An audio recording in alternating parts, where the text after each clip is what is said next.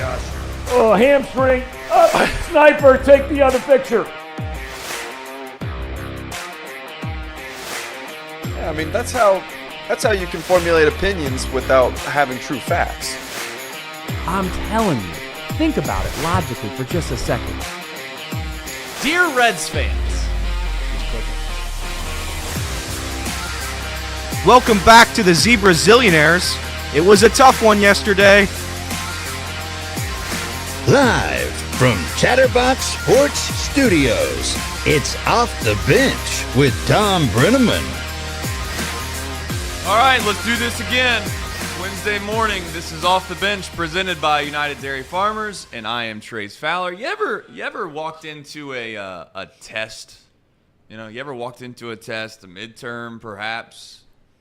I know maybe you haven't. I certainly have. And you're just thinking to yourself, you know what? I don't know if I'm prepared for this. I somewhat know the subject matter. I have a general idea of what's going on, and I think I'm just going to try to find my way through it. Well, that would be me in today's show. Quite frankly, there's a whole host of topics that we could get ourselves into. You know how if you've watched this show enough, you're not sure where we're going to go, what we're going to do. The Reds won.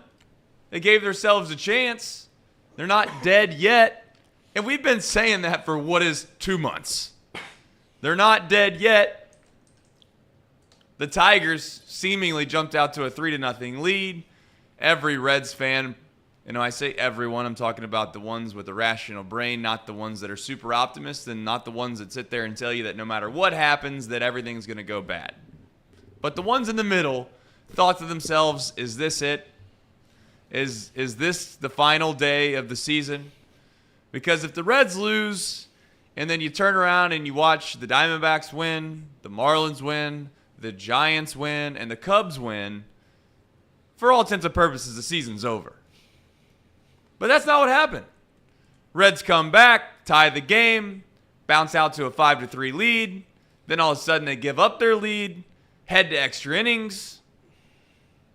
Alexis Diaz comes in a non-save situation, shuts the door down. Javi Baez, of all people, weren't able to get it done for the Tigers. And sure enough, Tyler Stevenson delivers, Noelvi Marte scores, Reds take the lead, and who comes in to close it down? None other than Buck Farmer. Everybody, the household name, the reliever that you expect to get the job done, Buck Farmer. Reds win 6-5 in extras. And the next thing you know, you look around at the scoreboard and, remember the scenario I just laid out? Giants lose. Cubs lose. Phillies lose. Diamondbacks lose. Marlins lose. And it's just the perfect night if you're a Reds fan. It's kind of like when you go to the casino and you're just humped over a table, perhaps intoxicated, maybe not. And you're just looking over at your buddy and you're laughing and you're asking him, what do you want me to throw? Because that's happened before. That's the kind of night it was. I kid you not. 2.5 hours prior to me being on cloud 9, thinking the Reds are all the way back, I basically had them in my mind dead. And by dead, I think it's just a coping mechanism that I've come up with in my life to try to force myself to see what's coming, to prepare yourself. Not to turn the show morbid, but sometimes, very much you see people that at the end of their life, you start to say, you know what, I have to rationalize here. I have to say, you know what, it's been a great run, and it is what it is, and I'm going to try to enjoy whatever it is that I have left, and that's kind of how I've been treating this season for the past week and a half. But that's, quite frankly, not where the Reds stand. They find themselves a game back of the wild card, and they're not out of the woods yet. Yesterday, I just made fun of the fact that we should stop scoreboard watching the Chicago Cubs.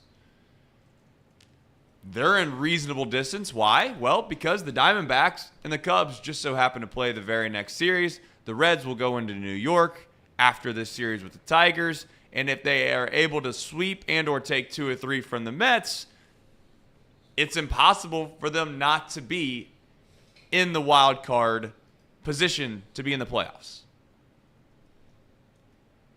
It's always somebody different with this Reds team, and it seems to be that way all year. In fact, that's the only way it can be when an expected team, if you go on to MLB.com, there's all these analytical equations. Certainly, there's run differential, there's obviously the record, but if you go in the standings and you scroll right enough, just far enough, you can see the expected win-loss record based off the run differential and other mathematical equations there.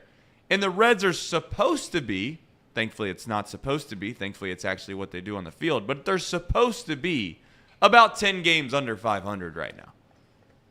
And that's just not where they're at, are they? So, as I've said before, I'll say it again. The Reds aren't dead yet, and maybe they never have been. Maybe they just never have been. Outside of that, there is Bengals news. Are we in the position with Bengals fans? Where are we at in the week? Right? Monday, you're commiserating. You're thinking that's the end of the world for the most part because you just watched maybe the worst game of football you'd seen in quite some time, especially from Joe Burrow. You get into Tuesday, it's starting to feel a little bit better. What do they say? Time heals all wounds. It's kind of like the breakups you have when you're in high school. It's horrible the very first day, and then about 3 days later, you're back to being all right again. You can hang out with your buddies. Are we there yet as Bengal fans? I think we are, right? It's Wednesday. You're feeling good. You're looking ahead. You see the Ravens. The cut line, Collins, is that news? What does that mean? We'll get into that. Did FC Cincinnati play? I'm not sure. We'll find out. They do. They do play, I'm told. Travis Kelsey's dating Taylor Swift. Is that a thing we care about? Who are the Jets going to go get? I mean, there's names swirling all over the place. Tom Brady's picture seems to pop up every single time there's any kind of opportunity for a team to go get a veteran quarterback. How long is that song and dance going to run? You know why I ask? Because how long is the Colin Kaepernick song and dance going to run? The guy ain't played in 7 years. I'm sure we'll have a reasonable conversation about that. I'm not going to turn this into some political and or race thing. I'm just asking the simple question. How is a man supposed to play football when he hasn't played football for 7 years? You could make the case in the argument, perhaps slightly to me, that maybe a couple years ago, it was reasonable to suspect he could possibly come back and help a team win football games. It's completely ridiculous now. Max Scherzer's injured. The Braves are good. Matt Olson's hit his 90th home run of the season. By 90th, I mean his 51st. And here we are. We're doing a sports talk show in Hamilton, Ohio on a Wednesday afternoon. And we have some topics to get into. Reed, can't wait to hear this one. Oh, good morning, Trace. Hi, my name's Nicholas Reed Mouse. I'm 27 years old, 205 pounds. My favorite movie is either The Departed or The Dark Knight. And when I was a kid, a young high school kid, the first time I ever took a girl's top off, my brother walked in the room immediately and ruined the mood. She dumped me a week later. Shout out. So, it was a tough week for old Readeroo sports teams. Bengals looked like the worst they could be. The Cubs bullpen is collapsing as we see it. The Cubs are fine, though. But I'm glad to be here on the show. It's a beautiful Wednesday. It's going to be a beautiful day out here. So life moves on. Elliott, how are you? I'm great. Last night, I uncanceled the season for the 15th time. The Reds are all the way back. It feels great. It just feels great. When you think it's dead, you think there's no hope, nobody's alive, everybody's struggling, boom, you win, back on track, and everybody else loses. One game back, the playoff chances for the Reds went from 12% to 20% in one night, which just doesn't happen. I'm back. I mean, I'm just all the way back. It's a great time to be a Reds fan. If they lose tonight, the season's over again. And we'll just keep doing it for the next 16 games. It's not a great mental state to be in, if I'm going to be honest. Just every game, you're just battling with the sense of death of your season. But for right now, all the way back. It couldn't be more back than it is right now. It's so. If you've ever been to Kings Island, essentially just hopping on the Beast or any of their roller coasters, Orion, Diamondback, that's Elliott's fandom with the Reds. I mean, they lose 2 games in a row to the Cardinals. Season's over. They win a couple games against the Mariners. I think we can win the World Series. This is what we can do. It's fun. It's a fun bit we're doing. It's not a bit. It's how I act. You know, when you're a fan of a team that historically in your lifetime has been atrocious. Sorry, Nick Kirby, I know you don't like that, but it's the truth. The Reds have been objectively bad. Shout out objectively. And I haven't seen it happen. I haven't seen something like this season happen before. If they were able to make the season, going through everything that they've gone through, it would be perhaps the best moment of my life. It would be, and again, I don't like this debate. There's going to be people on Twitter that are going to hate it.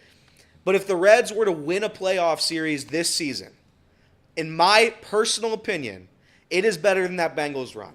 It is better than that Bengals run to the Super Bowl. Because this team was a dead team with no hope and no life and no players. And then they come out and they do this and they shock the world. Again, I am a Bengals fan. Despite what Reed and Casey want to say about me, I'm a Bengals fan. But the Bengals were a playoff team. So you look at the Reds, they were projected 64 wins. What's happened this season is nothing short of a miracle, and I want to ride the miracle all the way home. For what it's worth, Elliott is a Bengals fan, but he's a Bengals fan in the same way that I'm like a Xavier. Like I root for him, but they're clearly not my top team. He's talking about that Bengals team like they were supposed to be good. They were projected 5 wins that year, and 3 weeks left in the season, they were out of the postseason. They rattled off the 3 straight games, and they win the division.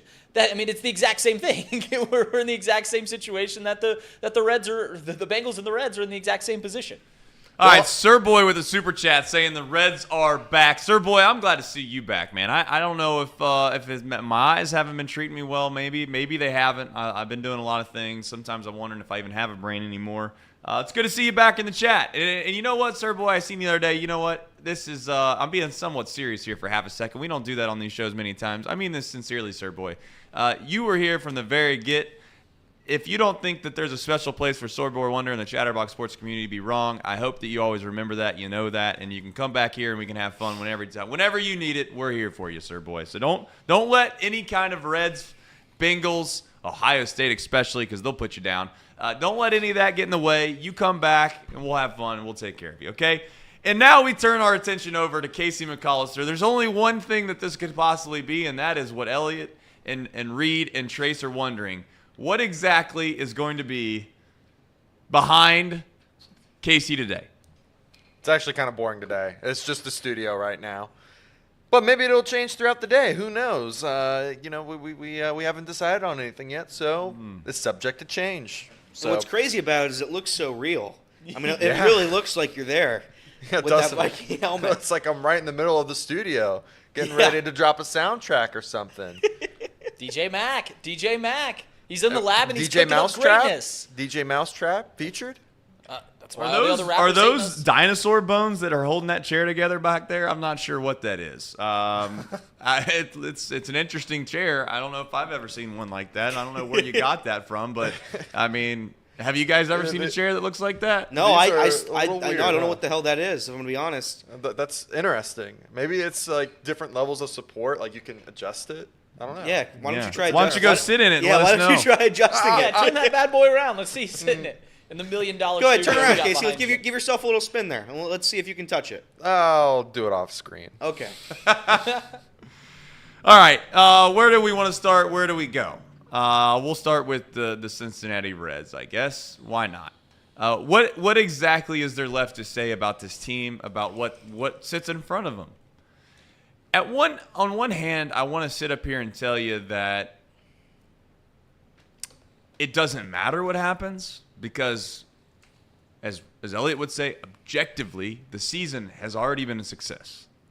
It's already been a success. And you got guys out like Matt McClain, who, quite frankly, I think is one of the best players on this team. And when he went down, it just felt like that was the final straw that broke the camel's back. And that's just not what happened. Why? Because Jonathan India came back, and Jonathan India, like it or not, has filled the void. You can't not be impressed with what Jonathan India has done since he's come back. I get it's only a couple games. I understand the logic of saying, well, you got to give it a little more time before we give this guy his flowers. I'm not. I'm giving him his flowers right now. Largely because more times than not, it takes a little time to get your bearings straight. Just a little bit. First game back, hits a home run. yesterday finds a way to get a couple big-time hits. And, again, it's not just him, I get it. But every team needs a little bit of a boost, right? Like it or not, but Nick Martini did it for about a week and a half. And now, hopefully, Jonathan Innie can provide that the rest of the way through. And I've said it time and time again. Maybe Joey Votto will sprinkle in some magic from here and there. Tyler Stevenson continues to play well. The concern I have now, and I'm hoping someone can talk me off the ledge, my friend, is the starting pitching. The starting pitching has put Band-Aid on Band-Aid after Band-Aid. You got guys like Williamson that we've come to expect. Listen to this. Brandon Williams, a guy who have a 7+ ERA in the minor leagues, gets, I'll say it again, thrown to the wolves in Colorado. They just needed someone to start. They're like, let's just make him start in Colorado and see what he's got. We'll give it a shot. And now we've come to expect Brandon Williamson to be a stopper, to be a good arm, to be the guy that we need to go out and throw 6-7 innings in a game and give us a chance to win. We expect that now. That's how greedy we've gotten as a fan base. And I'm fine with it. I'm okay with that because he's looked the part for quite some time. But I hearken back and I sit here and try to remind everybody. Do you not remember what we started with here? Brandon Williamson. I was frustrated with him yesterday. Now, I get he came back and he hadn't thrown in 2 weeks, et cetera, but after the 5th inning and he exited the game, I thought to myself, you know what's crazy is I was frustrated at Brandon Williamson in the 3rd inning of a baseball game because he gave up 3 runs. Yeah. And that's where we're at, Elliott. It's bad. And by the way, Brandon Williamson, another guy I said he wouldn't play in the MLB next season. Wrong about that take. We'll walk that one all the way back. I think yesterday it was a game for a lot of guys who I just don't believe in. Harrison Bader came in yesterday, needed a good game. He went 2 for 4, a couple RBIs for my guy. Jonathan India, Trace has written him off since the beginning of the year. Nick Kirby's written him off since the beginning of the year. He's come back and he's I'm not going to use the word, but I am. He's leading this team to a potential playoff run. This is on the back of Jonathan India. TJ Friedel with a clutch hit yesterday, clutch RBI hit against a lefty, down 2 strikes. It's just fun. I mean, this team never says die. They're the Goonies. They never say die. But Trace is right. At this point, the starting pitching, it's like the scene in Monty Python where the guy cuts off all the knight's arms and legs, and he's just saying it's a flesh wound. It's a flesh wound. We'll be okay. It's a flesh wound. It's not a flesh wound. You're just out of arms. You don't have anything left. So everybody's on the empty tank. The bullpen, God love them. The bullpen comes in yesterday, gives 5 innings or 6 innings of scoreless work to lead the way. It's trust him. I trust him now. I can't say I don't trust him. I mean, it's crazy. Ian Jabot, a guy that I was out on since the beginning, I've turned all the way back. He's our best pitcher. He's pitched the most innings out of anybody.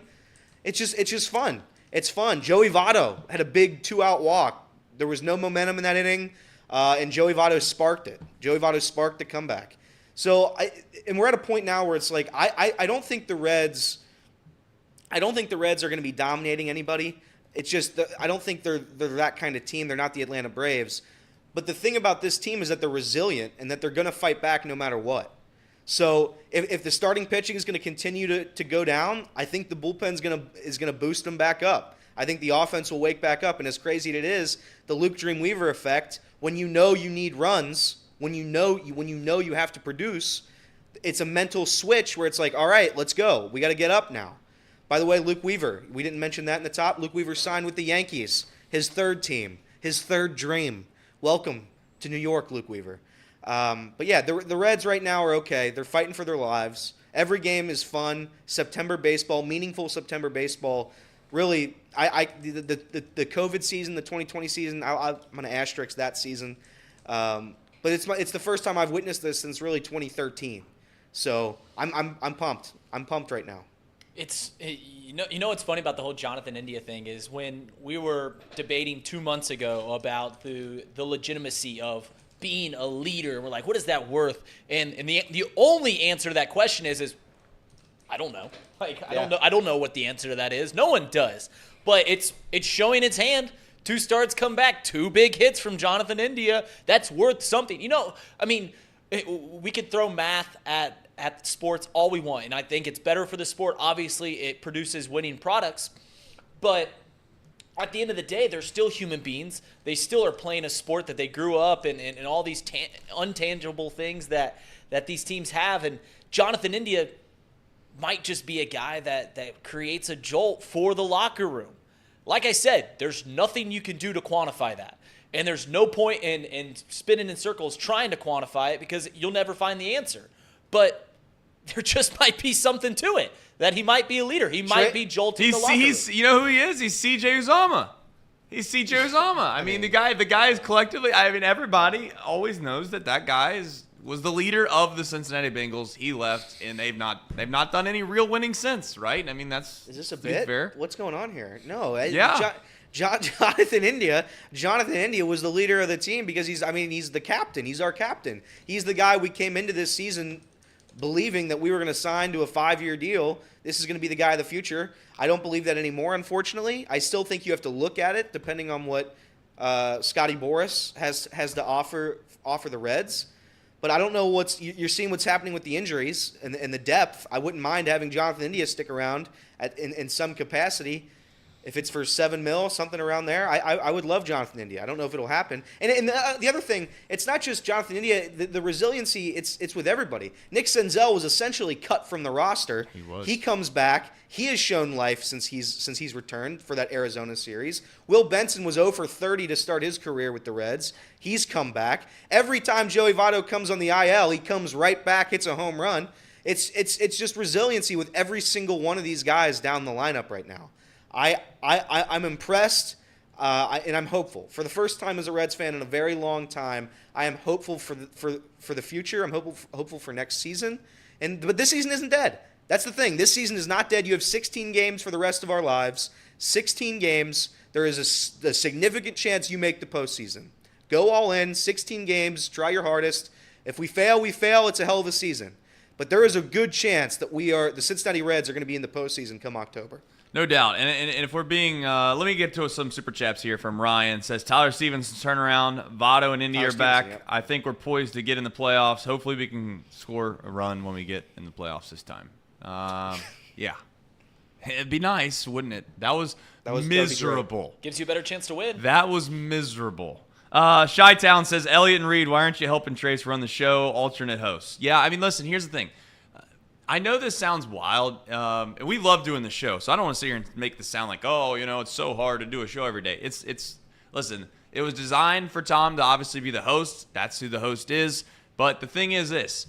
On the weekends right now, we're just doing a lot of stuff, okay? And we're not complaining. We love working hard. It's fun. This is our dream to do this, so I'm not for 1 second saying it's bad, but it's just hard to find enough manpower around here to do all the things that we need to do. To keep the lights on, but we're going to find a way to keep doing it. That brings me to what I want to talk about just a moment ago with more or less what it is that this Red season is from here on out. There are 16 games. Can we at least admit that not trading or not going out and making major moves is almost always the right play? Because the risk, if you don't have a great team to go out and trade decent prospects or maybe even high-level prospects, to do what? I guess maybe you could say that I'm not being a big enough optimist when I say this, but if the Reds made themselves 2 wins better and got themselves into the postseason, right, by 1 extra slot, and I know I'm throwing out a perfect hypothetical for my example here, but if the Reds were to make the last postseason spot, or they were to make the second to last postseason spot, which is where the Cubs sit right now, is it worth trading some big, and I say big, major prospects to get a little bit of an advantage? If it even is an advantage. I really don't think it is, especially this year. We'll get into who do we want to play? How do we want to play them? Clearly, if you're in the last 2 wildcard spots, for those who don't know the MLB standings and how they work, you have the 3 division winners. You have 3 wildcard winners. The 2 top division winners by record get a bye into the second round, and everyone else plays each other in the first round in a 3-game series at the higher seeds home field. So if you're the last wild card team in, by last, I mean the worst record in, and the second to last worst record in, you then at that point have to go on the road and play a 3-game series. If you're the best wild card record, you play at home, and then obviously if you won your division, you play at home. Currently, as it stands, right, in the National League, you have the Braves, the Dodgers, and the Brewers. Those are the teams that hold the division lead, and quite honestly, there's no way they're going to blow those leads. Maybe I'll be wrong, but those are pretty well in hand. Then from there, you have the Phillies, who hold a 3-game lead in the wild card standings. You have the Cubs, who hold a 2-game lead in the wild card standings. And then you have the Diamondbacks in that last spot, who only lead the Reds by 1 single game. And then they lead the Giants and the Marlins by 1.5 games. Sometimes I wonder if my brain's sick or I need to stop watching so much sports because I just did all that off the top of my head. Which I don't know if that's healthy or if that's just good. But regardless, I know people are going to kill me for this. I've said it time and time again, and I'm not backing down now. I'm not scared to go to Milwaukee. We're due to beat them. It feels like I wouldn't. If I was the Milwaukee Brewers, the last team I'd want to see is the Reds. I know that sounds kind of weird, but in the back of their mind, they have to think to themselves, how many times do we have to beat these guys in meaningful games before they just go away completely? And this would be the final step for them, obviously, this year. But you obviously don't feel that way, Elliott. You think that you want to stay as far away from the Braves as humanly possible, or the Braves, excuse me, but the Brewers is humanly possible. Yeah, I want no part of the Milwaukee Brewers. I've been using the logic I'm due for my gambling career. Hasn't worked yet. So the logic that we're due to beat a team that we haven't been able to beat, I don't like. I think there is a notion where I agree with Trace that the Milwaukee Brewers are probably the worst of the teams in the postseason outside of the wild card teams, right? So you would theoretically want to play the team that gives you the best chance to win. The issue is that when you play them and there's a large sample size throughout a course of the season, it's hard for me to come up here and say, I want to play that team, even though I know they're not going to score many runs. The Milwaukee Brewers offense is not good. That's objective. That's not hyperbole. So if you sit up here and say, I want to play a team who doesn't score a lot of runs, I'd agree with you. The issue is that we have done this. We've played this game all season, and we have played them with fully healthy pitching staffs as well. Bullpen and starters have been pretty healthy every series against Milwaukee. So it's not like we've been throwing out, randos out there. We have our best guys, and we haven't been able to produce runs. That is my worry. And if I lose in the first round to the Phillies or whoever else, the Cubs, if I lose a series 6-5 game 1, 7-6 game 2, I can go to bed at night. What I can't do is face Brandon Woodruff and Corbin Burns lose 1-0, 1-0. I can't do it. So if you're asking me who I'd want to play, I'd want to play the Phillies. I'd want to play the Cubs. If I'm going to be honest, I'd rather play the Dodgers and Braves. I know that's not a possibility, but that's who I'd rather play. I'd rather play everybody else except for the Milwaukee Brewers, because this season if this season has proven anything, it's that we can't beat the Milwaukee Brewers. The Cincinnati Reds are unable to produce runs. They were able to produce runs, and they beat the Dodgers in both series this season. They were able to produce runs against the Atlanta Braves both series this season. They haven't been able to produce runs against the Milwaukee Brewers at all, period, bar none. Cubs, again, the Cubs is an interesting one because the Cubs have scored, I think, 300 runs on the Reds this year, but we still have the tiebreaker over them. So I'd still like our chances against the Chicago Cubs. I think they're dealing with a lot of injuries. Reed and I were talking about that before the show. Milwaukee Brewers are the very last team I want to play, the very last team. For what it's worth, I think, the Cubs have played very well over the last 30 games. They've won 20 of their last 30 games, and they lost ground on the Milwaukee Brewers. The Milwaukee Brewers are playing better than the Cubs at this very moment. So out of the three options that if the Reds sneak into that final wild card spot, the three options that they have to play are the Phillies, because the Phillies aren't going to lose that top wild card spot, more than likely, the Cubs, or the Brewers. Those are the three options. And out of those options, I think that by far, though, the weakest link right now out of those three teams is the Chicago Cubs. Not only have they've kind of tempered off in the lineup. But the Brewers are playing great ball. The Phillies have a standing lineup, and they have Cy Young caliber pitching. So you don't want to go to Philly. You want to play a team that you're familiar with, and that's the Chicago Cubs. That's a team that the Reds have played a bunch, and some games have gone really bad. But still, it's a season split, right? Or they have the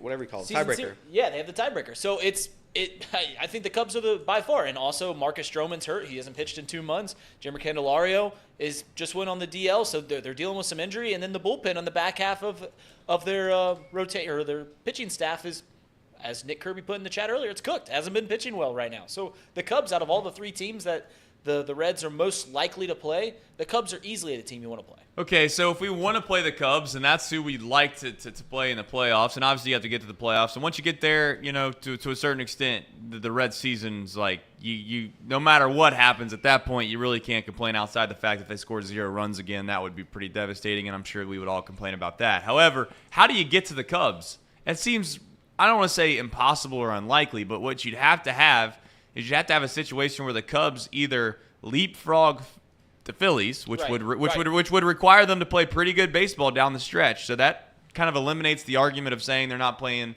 good baseball or faltering down the stretch. They'd have to play good in order to get to that last spot, and the Reds would have to sneak into the last spot of the wild card, or the top spot. It's really these 3 spots. I'm going to start saying it like this: the top spot in the wild card and the last spot. Simple as that. But right now the Cubs sit right in the middle. For them to play the Reds, they'd have to jump the Phillies, and then, again, the Reds would have to sneak in that last spot. Or, what seems much less unlikely as well, would be the Reds get super hot.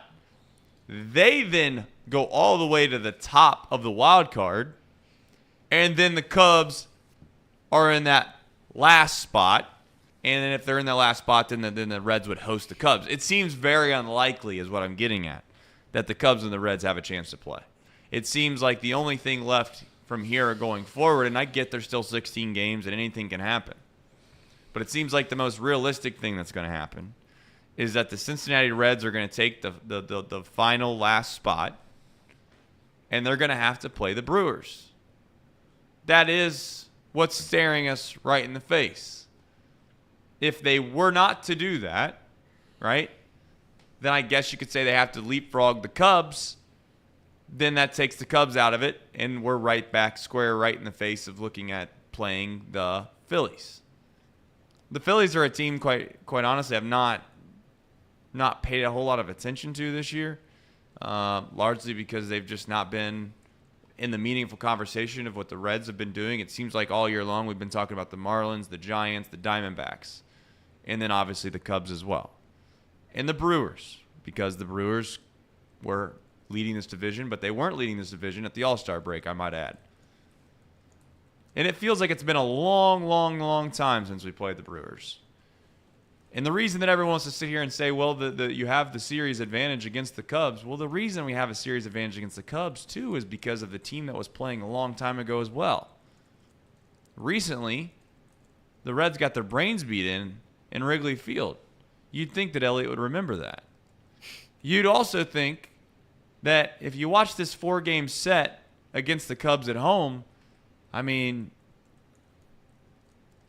it doesn't take a huge imagination not to see that the Reds just got swept in that series. But that's not how it goes. I understand. I'm just trying to say you need to get mentally prepared, and I guess mentally prepared just to make yourself feel a little bit better because you're not playing in the game, nor am I, so it doesn't really ultimately matter how you feel about it, but you probably should get yourself prepared to play the Brewers. That's what's staring you right in the face. In fact, I'd venture to say, if I had to put money on it, shout out Betfred Sportsbook. If you have a gambling problem, call 1-800-GAMBLER, 21 plus in Ohio. Is this. I'd put all my money on the fact that the Cincinnati Reds are going to be playing the Milwaukee Brewers in American Family Insurance Stadium that doesn't have air conditioner, and they're threatening to move out of the city. And that's what's going to happen. And the Reds are going to win that series. The Reds are going to win that series. Period. Because I know you're going to be like, well, the Trace is just talking. Sometimes you have intuition in life. You have an inclination. That's my intuition. That's my inclination. That's what's going to happen. And you're going to be happy about it. After that, I can't promise it. But if the Reds get a chance to go into Milwaukee, you can book it. You can book it. They are going to win that series. All right. It seems you're right. It seems most likely that they go there, right? I mean, I just want to say that it's more likely that the Cubs. You're talking about the Cubs. It doesn't seem like they'll have a home playoff series. It's more likely the Cubs have a home playoff series and then they fall out of the postseason. They're a game and a half back of the Phillies. And they play 4 games against the Brewers, they're 4 games back of the Brewers and play 3 games to end the season. So it very well could happen that they play in Wrigley Field. But you're right. The Cubs would have to jump the Phillies too, so to play the Cubs. They're game out of that though. They're game out of jumping the Phillies. So. And the Phillies play 4 games against the Phillies. Yes, the Cubs are. And to be clear what you're saying, the Cubs have a chance to jump the Phillies, yes. But in order for us to get out of the scenario where the Reds don't play the Brewers, the Reds then have to jump the Phillies as well. Can we just call it a spade right now? Ain't happening, right? We're playing the Brewers in Milwaukee, all right? And get yourself ready for it. And we're going to Milwaukee, and we're going to take them down. I'm sick and tired of hearing about their bullpen. Yosh, I don't care how good their pitching is, okay? I'm tired of hearing about it. Their offense is atrocious. All right. Bengals. Well, cut Lionel Collins. What do you got for me, Elliott? Well, before I think we got a new segment to introduce real quick. Oh, we do? We have something called what? The mailbag? Is that what it is? It's the Chatterbox mailbag. That's right. It's a new segment we're doing here. And here we go. This is the Chatterbox mailbag. We just got a letter. We just got a letter. We just got a letter. I wonder who it's from. So here we go. This is the letter. And again, every day we're going to get a letter from a different class across the tri-state area. Cincinnati, maybe Hamilton, maybe we'll go to Kentucky some days. But we get a letter from a classroom, a second grade class, and today it's Mrs. Johansson's second grade class. This is from Little Lacey. Okay. Little Lacey asks, Joey Votto has been a pretty consistent hitter against lefties for his career, with a slash line of 279, 389, 463, and a BABIP of 341, which is greater than that of his right-handed splits. However, this season his slash line against left-handed pitchers is 180, 373, 487, but an OPS of 860. Now, that's greater than that of his right-handed splits this season. That's a great point by Little Lacey. Little Lacey asks, if these statistical anomalies were to trend in this fashion, would he still be deserving of starting every game for the last 16 games of his career? So the last 16 games, Little Lacey wants to ask, is Joey Votto still good enough to start every single game from this point on? And that's Little Lacey. She's from second grade. That's Mrs. Johansson's class. Thanks, Little Lacey. Trace, what do you think? You got an answer for Little Lacey? It's Little Lacey. Oh, man. I mean, that's why this show sometimes is elite. I did not know what was coming right there. All right, Little Lacey. Great question, by the way. I love that. You must be good at math, Lacey. I don't know. This is a tough one. This was a tough one. I think the answer is simply no. He's not. He's not. You have to play. You got to do what's got you here. Yesterday on Chatterbox Reds, shout out Nick Kirby. He brought up a good point. Usually is not critical. Nick Kirby is usually not critical of David Bell. Very rarely is he critical of David Bell. But he was critical last night. Why? Because Nick Senzel hit in a bases-loaded situation against a right-handed pitcher, and Nick Senzel is just not very good against right-handed pitching. He was 2 for 2 in the game, though. You could say that Nick Senzel was hot. But Will Benson was sitting on the bench ready to be hit. Would have been a perfect time to slide in Will Benson to hit against a right-handed pitcher in a bases-loaded situation. And what did we do? David Bell decided to go against the computer he's used all year long, and it just didn't work out. Now, it's one at bat, so it's hard to sit here and say that you have to do certain things in certain spots, but let's just be honest. Joey Votto's splits against left-handed pitching recently, not over the course of his career, but recently have not been very, very good. CES, unless he's hurt, has to play against left-handed pitching. And I know I said let's enjoy the last 16 games with Joey Votto. Let's make sure we put Joey Votto in a position where he can succeed. Simple as that. I think Joey Votto is still capable of being himself. I think Trey said it maybe earlier this week. There are flashes where Joey Votto is still Joey Votto. Again, I saw it last night when he had that clutch 2-out walk. That's a Joey Votto at bat. That's a Hall of Fame at bat. to give the Reds a chance in that game, down 3-0 early. But I think at this point, he's only going to face righties, and that's okay with me. I think the power is still there for right now. And for me, it's just enough to keep him on this roster. He has a spot on this team. It's not going to be an everyday player, but I love Joey. I'm going to enjoy the last 16 games. I'm going to cherish it, and hopefully those 16 games will lead to 3 more games in the postseason, at least 3 more. And that question was brought to you by Little Lacey, Mrs. Johansson's second grade class. All right. Is there any other questions out of the mailbag, or was that the only one we got in the mail? No, that was the only one today. But Okay. I'll ask Mrs. Johansson if she has any more tomorrow. Okay. No, it's fair. I didn't know how many come. I mean, we get a lot of mail every single day around here, so I didn't know if we got any more questions. But that's a good question by Little Lacey. I don't know why. I don't know why that would be controversial if it is. I mean, it doesn't seem like it should be. Analytics, as much as some despise it, and I do from time to time, it does have one thing in mind. The goal is not to just blindly trust things with the fact that just because a computer tells you to do something. The goal is to simply make somebody have a better chance of being successful in said situation if they've proven that they've not been good in that situation, which is what we all do in life.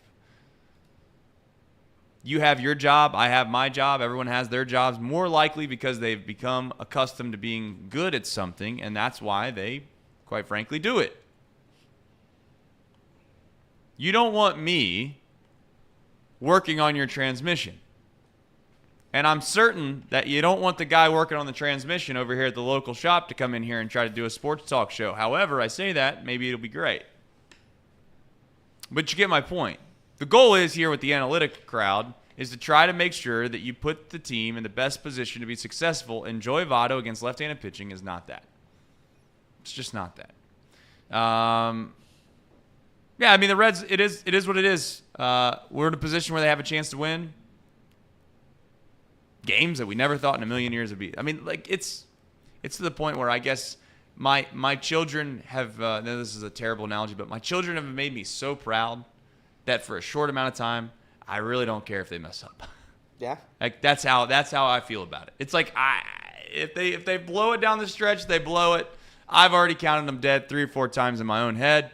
But you know what? They're not dead yet. And you know what? It's almost selfish of me to want more in a way. That's kind of where I'm at. It's like I don't want it to end because it's been so fun. Because once it's over, you just don't know if you're going to get that again next year. In fact, I know you're not going to get this next year because the expectations are going to change, which then in turn makes you view the product differently. Watching this Reds team the way that you were able to watch them this year, not to make you sad, but it's just not going to be the same. I'm not saying it's not going to be better next year. I'm just saying it's not going to be the same. You're gonna come to expect Matt McClain to be very good at baseball.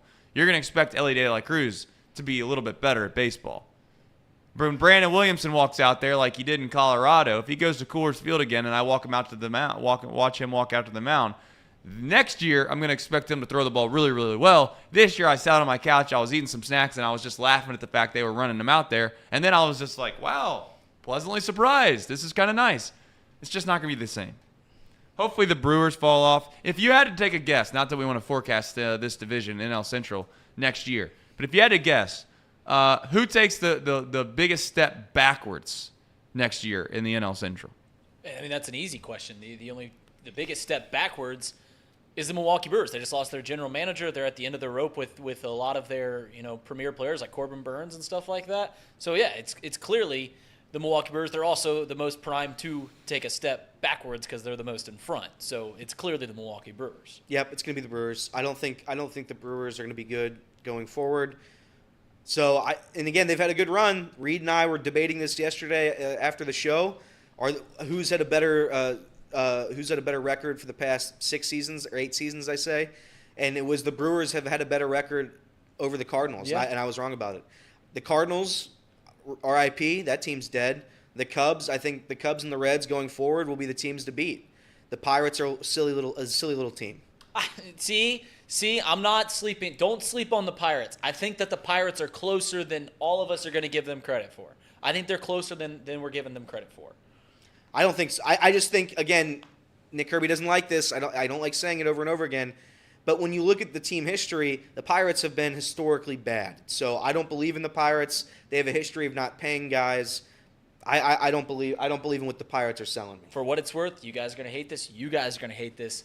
The Pirates have probably been better than the Reds over the past 20 years. No, they absolutely have. I Absolutely have. But that is like I still don't believe. I'm a Reds fan. I still don't believe the Reds are going to win a playoff series. I hope they do. I pray they do. The Pirates are probably going to win like 75 games this year. I mean, they're close. I mean, they truly. I think you guys are sleeping on what the Pirates could be. Maybe not next. I mean, if they take another step next year, they're looking at 80 wins or stuff like that. They're maybe 2 years away, but they've got a lot of young talent and they've got a top farm system. So just don't sleep on the Pirates. But to answer Trace's question in short, the Brewers clearly are going to take the biggest step back. Yep. Okay. Lionel Collins, he got cut. Isn't it wild in sports how you can go on this roller coaster ride of 1 minute you're the biggest thing in town, and the next minute you're just a nobody. Remember, he was Joe Burrow's bodyguard. Don't have to worry about getting hit anymore, Joe. There's a new sheriff in town. He's going to Jeff Ruby's, getting schmoozed up. Almost, not quite, but almost 1 year later. We'll see you later. Appreciate you coming. I think this says a little bit about how they feel about their offensive line in general. Their offensive line, I think I had mentioned, Joe Burrow is getting pressured. Can I, and this isn't like a huge take here, but I do think that it's somewhat concerning if you're a Joe Burrow fan, which everyone is if you're a Bengals fan, is it does seem like there are times where Joe Burrow holds the ball and or finds himself in pressures, getting QB pressures just based off of what he does. I'm not saying he holds the ball too long all the time, but I do think that the offensive line from time to time gets a little too much heat when it comes to QB pressures because there's other quarterbacks in this league that just get the ball out a little bit quicker, and I know why he doesn't get it out quick sometimes. Don't get me wrong. He's got incredible playmakers, and for a guy that doesn't have incredible athleticism, I'm talking like Justin Fields type athleticism, elite level quickness, Joe Burrow can move around the pocket pretty damn good. He has good escapability. He has the ability to extend plays, but what that ultimately does as well is it kind of shows its head sometimes when it comes to the QB pressures. He got sacked twice against Cleveland. I don't want to give this offensive line a full-on pass, fellas, but I do think this offensive line is a little bit better than what people want to give it credit for. And I guess cutting Collins in a way, in my own head, does two things. It creates a little cap space, obviously, but it also maybe shines a little bit light on what this staff or the internal offices of the Bengals feel about what they have at the offensive line. Casey, you're a guy that obviously gets into all these different things. Do you see any reason as to why you feel like they cut him outside of cap space? Do you think it shines a little bit of light on what they think about what they have in the room, or no? I mean, they just every season they attempt to have at least $10 million in cap space. That's kind of what their goal is. That's enough to acquire free agents they need to, elevate guys from practice squad, and then they can carry over whatever is left over for the following season to make more signs and to get free agents. This, however, was very damning, in my opinion, because it was very clear that they took the very first opportunity. I just read up on it before doing this. They took the very first opportunity for him to come off the PUP list, for him to do the test, and they cut him immediately. So there was some sort of clause in his contract that said if he fails the test to come back, that the money gets released, that you save more money. So that was the plan, I guess, all along.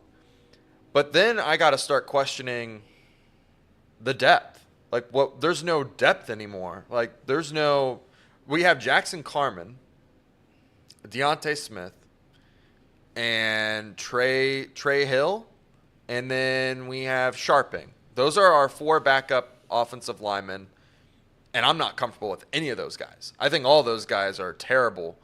And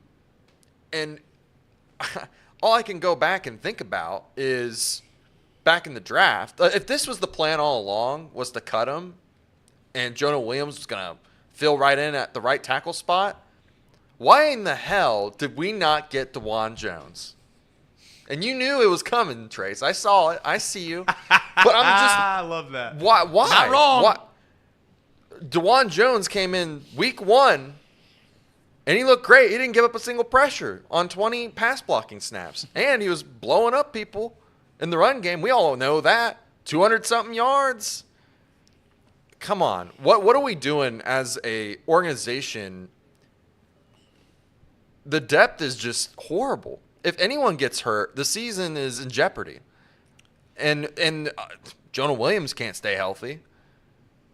Is there a reason why the Cincinnati Bengals, concerned. Casey? Is there a reason why you think the Cincinnati Bengals, and maybe the rest of the room can answer this as well? Is what is it about the Bengals having incredible drafts with position players, talent pieces? They brought in a lot of guys on the defensive side of the ball through free agency that have worked out incredibly well. And it's just like the crypto night sometimes. And I'm not saying that everything has been a complete failure. But what is it about the fact that this offensive line, they've done maybe more work, you could say. They've worked internally as hard as you possibly could to basically shore up this offensive line. And it's like every year we're right back to the same old stuff. It's like, well, they're really thin at line. And if something happens, you're in bad shape. Why not? I guess the basic question is, why not cut Collins at just cap space? Because he's got to be better than Carmen. It's got to be better than Carmen. Well, it's two things, right? They could have done it just for cap, but they also could have done it because he's genuinely not ready. And if he's genuinely not ready, I'm still mad because there's no depth there. This is a very damning cut to me because it paints a picture for me that says that they were not prepared going into this offseason to get the depth that they needed. That's pretty much what it tells me. They had a perfect opportunity in the draft to get a guy that was falling, to get a guy that would fill in a right tackle spot. You know, you're giving yourself insurance by having Jonah and DeJuan Jones. If the plan was always to cut La'el Collins, and if you knew he wasn't progressing very well, this is a very tough bit of news for the Bengals, in my opinion.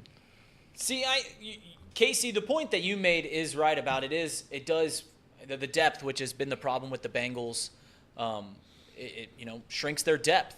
But the simple fact of the matter is, it was never sustainable to have $20+ million wrapped up in the right tackle. Yeah. When neither one of them are great. And you're right. They probably should have taken somebody in the mid rounds of the draft.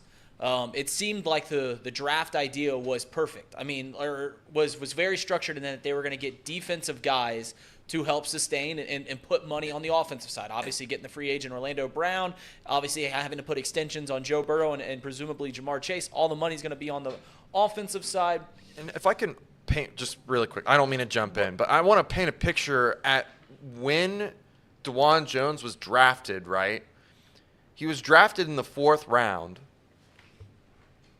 The 3rd round, we picked up a safety. Safety was already a position where we had our starters. We had depth there. It was just like an added piece that was not needed. Well, it's the same thing, though. I mean, we're looking for a backup guy, though, at right tackle there. I mean, it's depth either if we got a safety or a right tackle. And to combat the point that Trace made earlier about Joe Burrow, sometimes he was trying to give the offensive line some credit. Last year, in quarterbacks that threw at least 100 passes, Joe Burrow was the quickest in National Football League from snap to pass. So the idea that Joe Burrow holds on for it for too long doesn't really have any legs because... That's not true. That's where stats can lie. I'll push back on that. The time from snap to pass is the quickest in the league. Okay, so Trace. if you throw... Really quick, can I talk to you for a second, chat? Let's let Reed process this for just a second. If you throw 20 passes in a game, right, and let's say 15 of them are little swing passes or screen passes. So your ball is getting snapped to you, and you're throwing it immediately.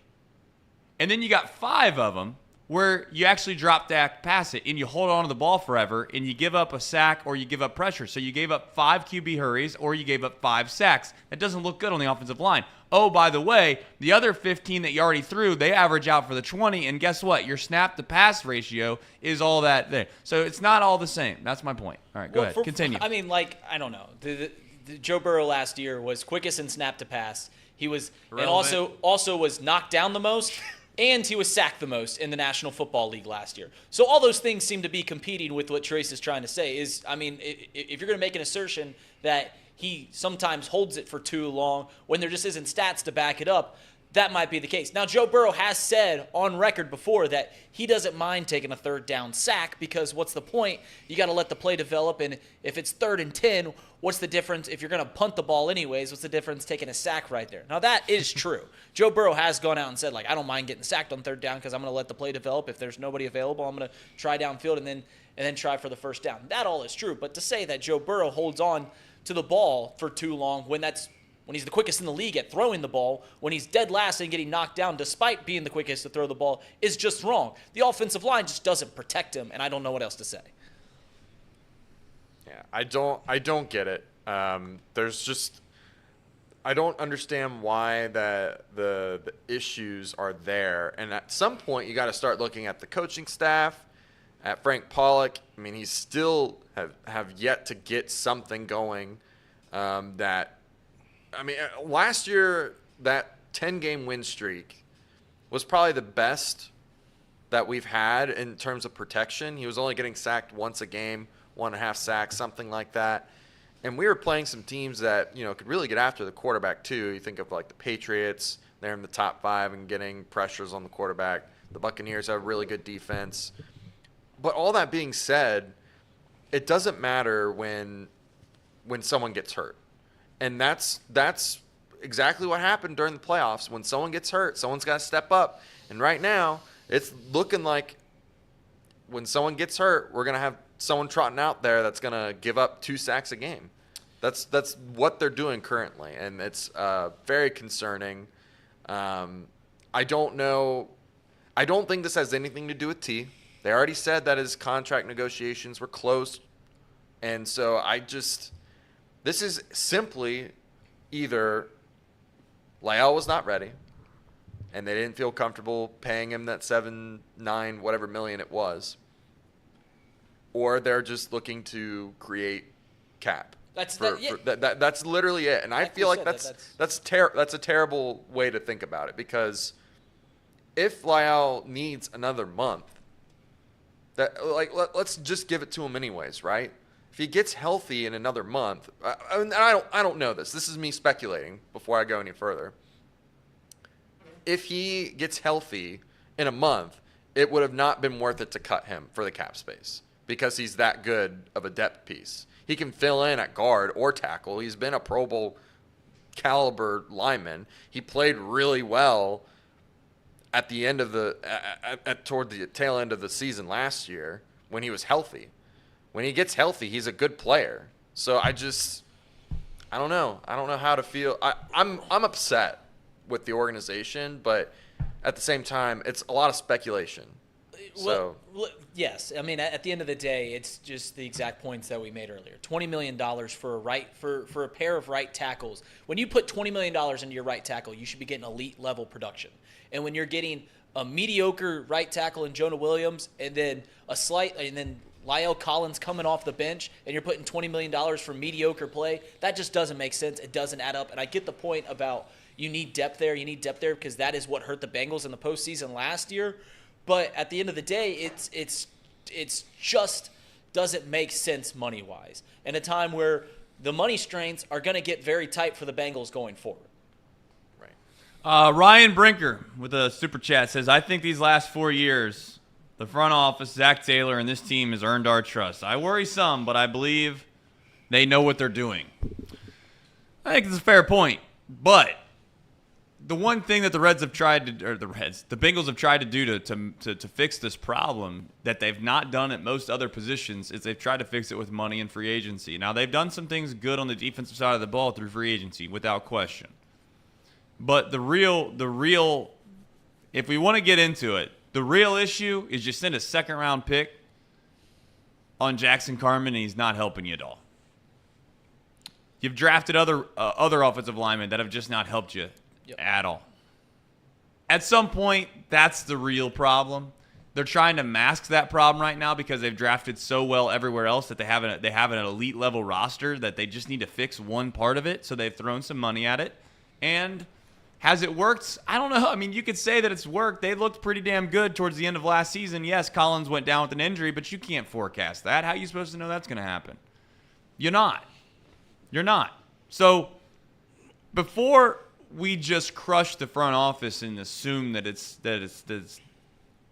their fault as to why this has been an ongoing problem, I would say it's more of an ongoing problem because you have not drafted well, which is the root of your success in general, right? Right. So I don't want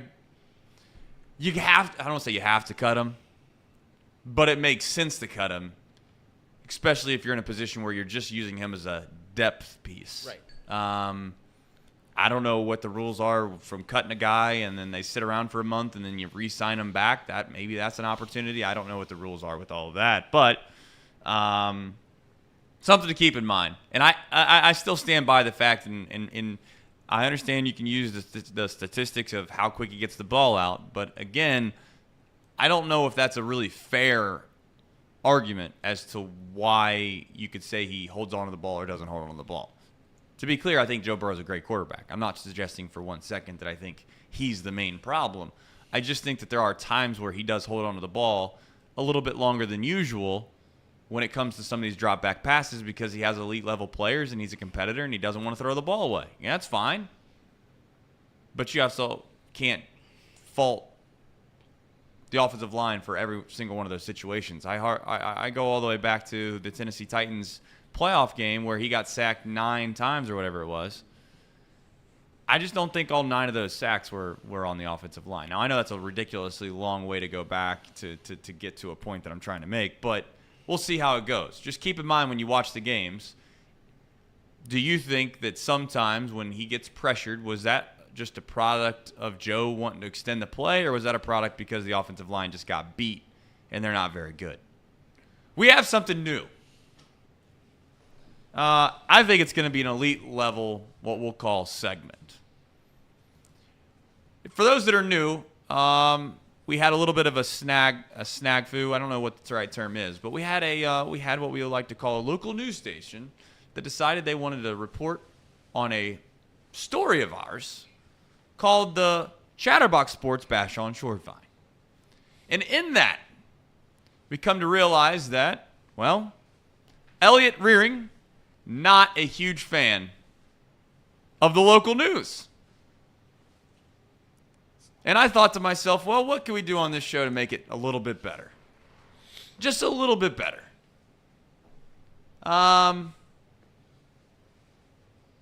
These guys over here are scrambling around because they have a light situation. What they need to do, and I'll tell them what they need to do right here on air, they need to go grab something to get the light from shining through the window. So I'll buy him a little more time because that's just what we do here on Off the Bench.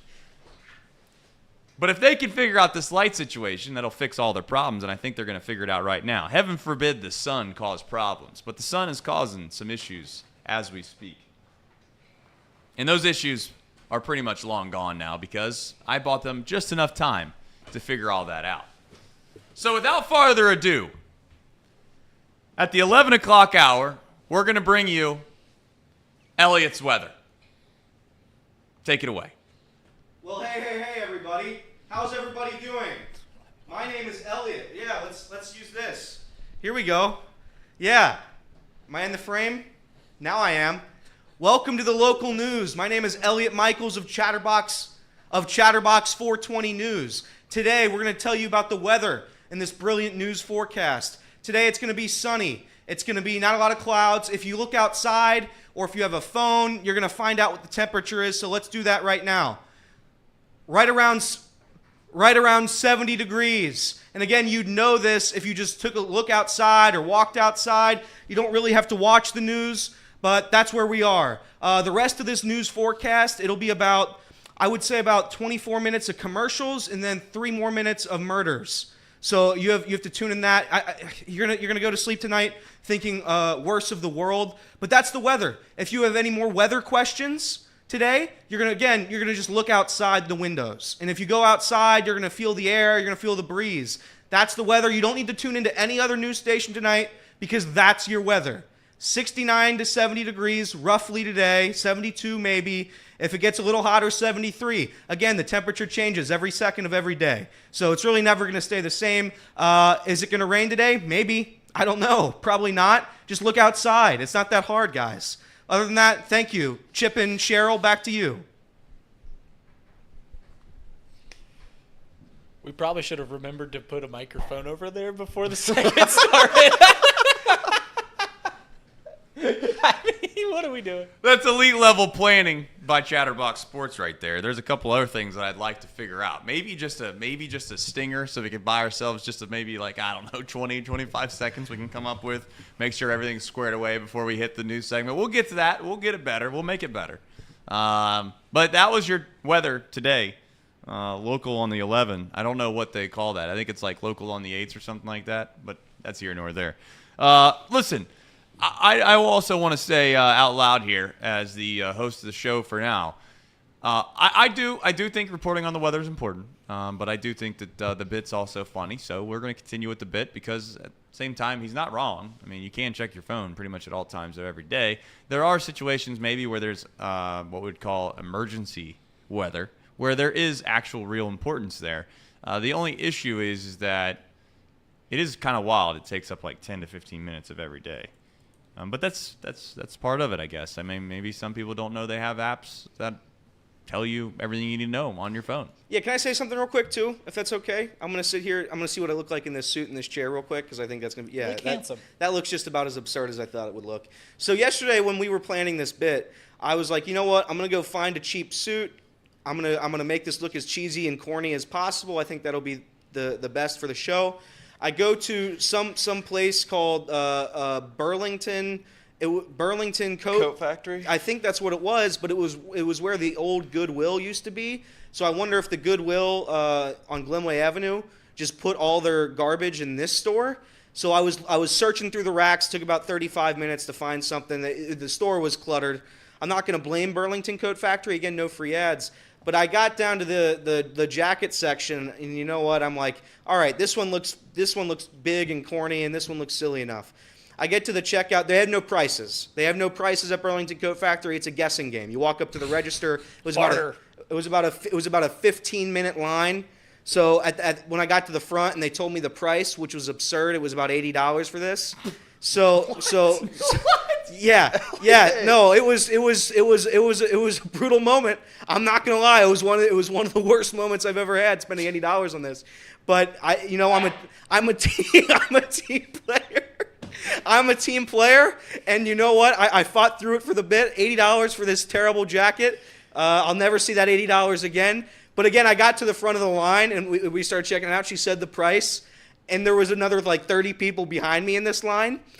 There was no chance I was going back. There was no chance. I was too far gone into this bit. So now I have an $80 sport coat that again, will only be used for jokes. Everybody else in the office now has permission to wear it. Maybe if somebody can Venmo me, I can pay for another piece of clothing later. But as of right now, $80 down the drain. Why didn't you go to Goodwill? Because listen, the bit is funny. But again, this is just a bit, and I can't spend my whole night running around looking for cheap jackets that are corny. The Goodwill that I had been replaced by this Burlington Coat Factory that I thought was still Goodwill. Burlington Coat Factory inherited the garbage and trash from that Goodwill. I looked through the bins, and this is what I found. $80. You look great. You look great. Thanks. Spiffy. I mean, what a loss.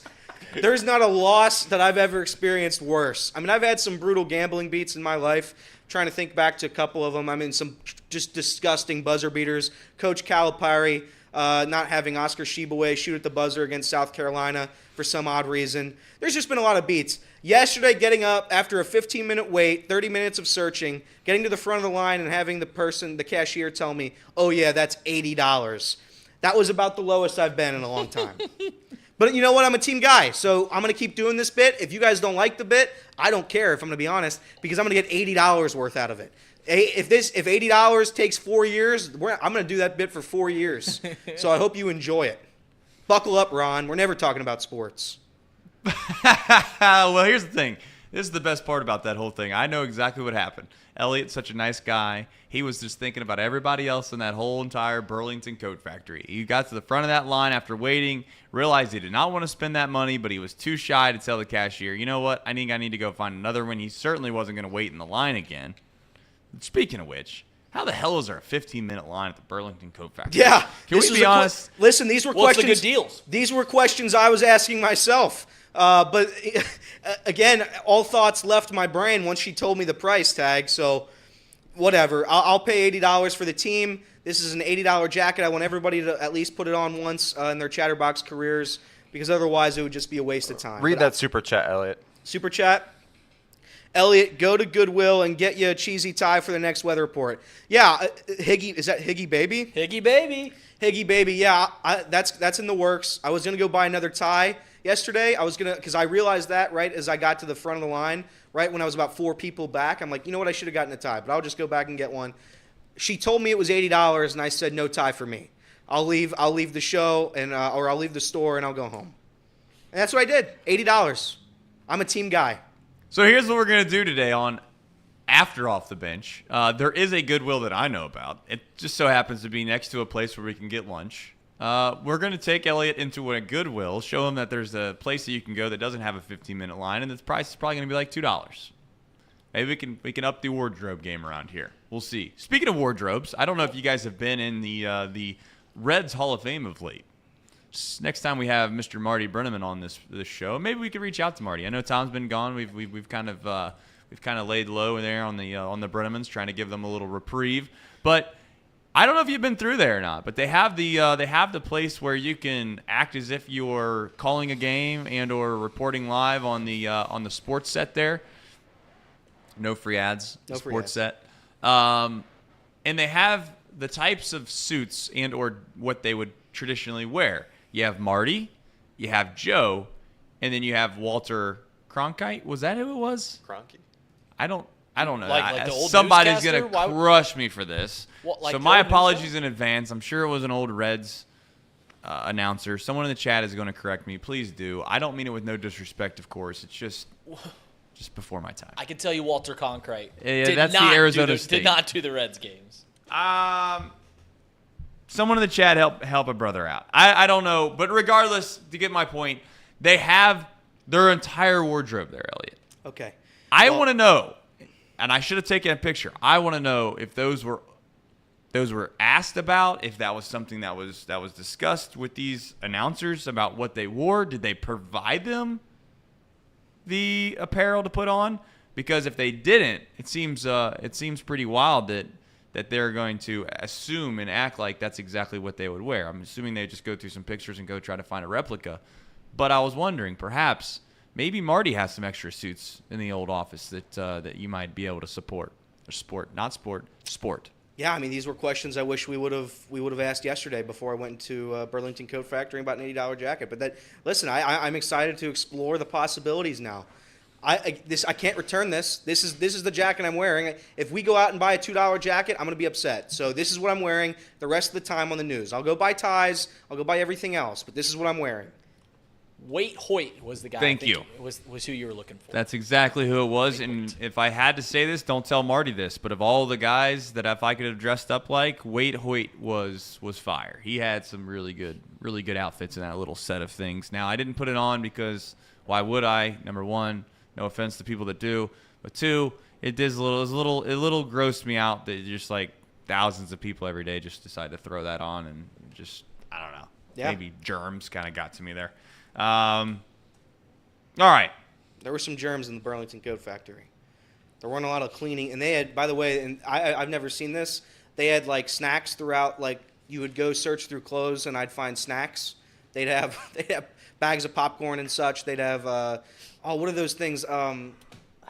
Pork rinds. They had pork rinds scattered throughout the aisles when I was looking for a jacket. Just interesting stuff there. A lot of value. All right, fun little game we're going to play here really quickly around the for my horn. jacket. Around the horns. Got to be quick. Got to have an answer within 10 seconds or less. We'll start with Elliott, then we're going to go to Reed, we'll go to me, and we'll finish off with Casey, and who knows where he's going to be. When you go to the gas station, your snack of choice is this. Go. Pringles. It's the sour cream and onion Pringles. Either Chex Mix Bold Party Mix or I like a Reese's Fast Break. I do straight up the Twizzlers, and I really do like the little sour balls. I don't know what they're called, but the sweet tart sours. Go. Yeah, I like the little chewy sweet tarts, the little tiny ones, and I like the in the Chex Mix those things that are just the hard chips, like the brown. The bagels. Yeah, the bagels. I just get those. Nice. Those are really good. Trace, so there's two different kinds of, I love that background. There's two different kinds of people when it comes to candy. Like there's people that like the sweet candy, like the Twizzlers, the sweet tarts, all those things. And there's people who like chocolate. I would say I'm a chocolate guy. Elliott, if I had to guess, you are a chocolate guy over a candy guy? Yeah.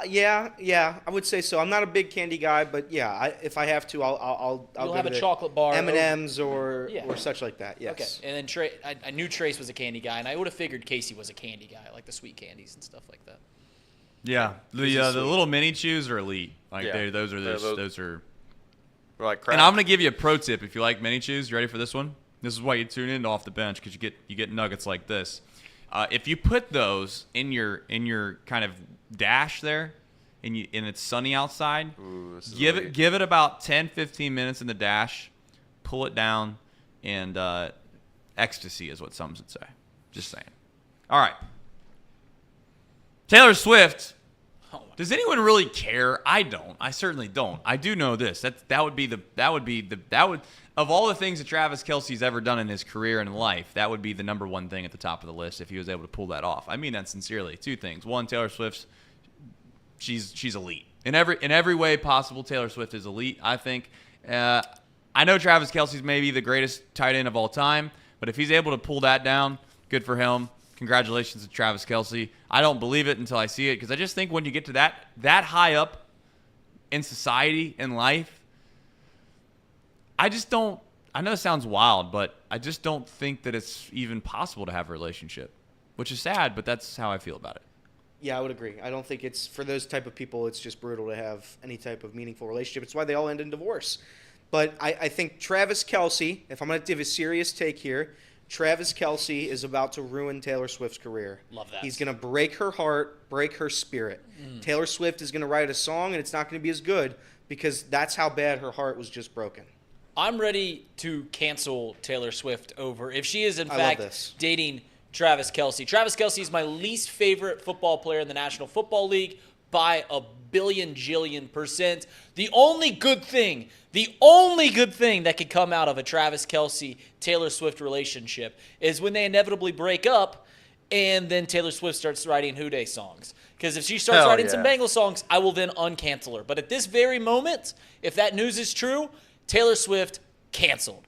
Cancel her, because Travis Kelce is the worst. I hate him. Yeah, I just don't want I don't want the Swiftie army to be a bunch of Chiefs fans now too. Like the two together just seem like a really bad mix. I mean, you got one radical side and the other, and they just smash them together, and you just Bengals fans are in the middle of that. Oof. I don't want to be. Speaking of Bengals, Casey brought this up before the show, and I'm going to make him talk about this now. Yeah. There is a curse going on in Cincinnati regarding the Cincinnati Bengals. Yeah. There is. There is. If you're not aware of it, Casey's about to inform you. But it's probably the most damning curse that's ever happened in sports history. Correct. It's worse than the Billy Goat. It's worse than Steve Bartman. Worse than Babe Ruth, the Bambino. Worse than the curse of the Bambino. This is worse than any single curse going on in sports. Casey? Yeah, this is really concerning, by the way, for all Bengals fans for the next 10 years. I forget how long this deal was, but Skyline, it's a curse. It's a curse. The Bengals have not played well since being partnered with Skyline. You know who else has not played well when they partner with Skyline? Bearcats, Xavier, the Reds. I think there's a trend. I don't like this trend. And it was even worse than what the normal curse is, because they decided to drop Gold Star, a partner that had been loyal throughout the dead years, throughout the 90s and the early 2000s. They've been with us through thick and thin.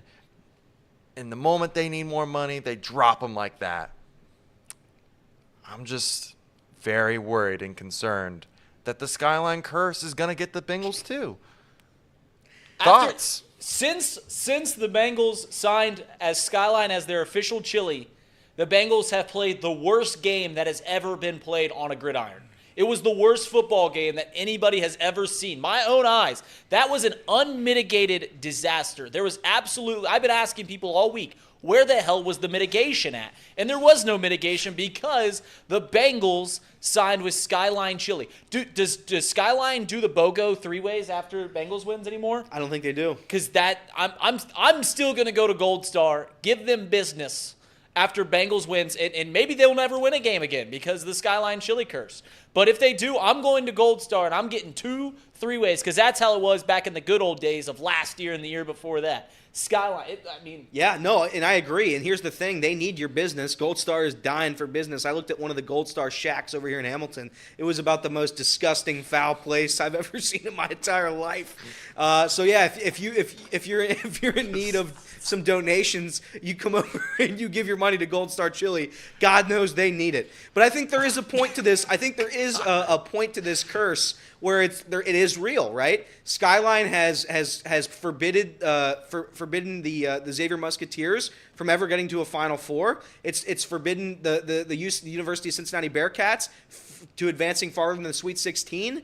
We're dealing with the curse here that's going above our heads, and it's really serious. I think what the Bengals need to do, they need to cut their ties with Skyline, and they need to go right back to Gold Star Chili. Gold Star Chili is the chili of Cincinnati. I'm tired of hearing otherwise. It's the chili of the future, because they don't even serve chili anymore. They're just selling like chicken sandwiches. So go to Gold Star, give them your business, give them your donation, write them a check. Write them a personal check. Here's $10, Gold Star. You need it more than I do. Let's give it to Gold Star. How long has Skyline been? Listen, it was just before my time. So how long, to some of the older people in the chat, how long has Skyline been the official chili of the Reds?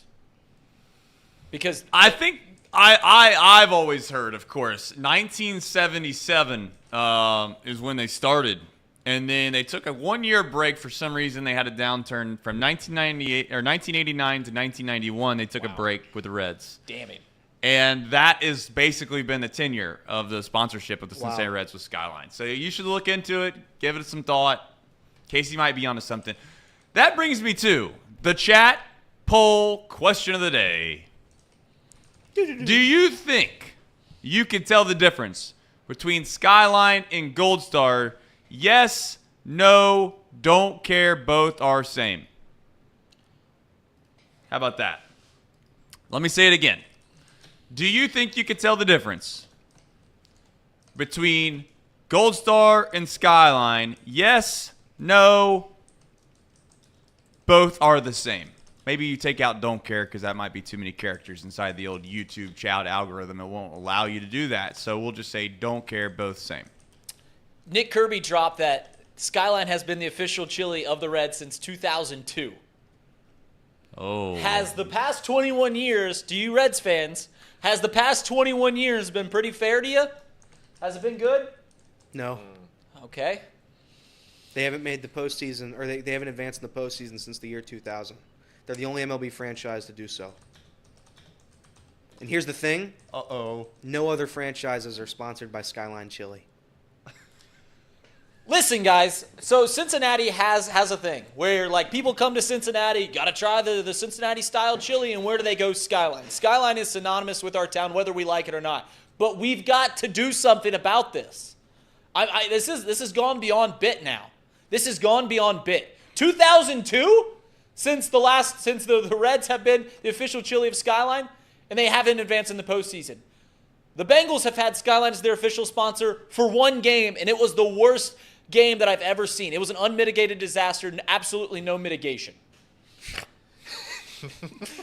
The Xavier, the mitigation joke is such a bad joke, but it's batting cleanup in my repertoire of jokes right now, and I'll keep it going. The Xavier Musketeers, love them to death, have not been to a Final Four. The UC Bearcats have not been to a Final Four since 1992.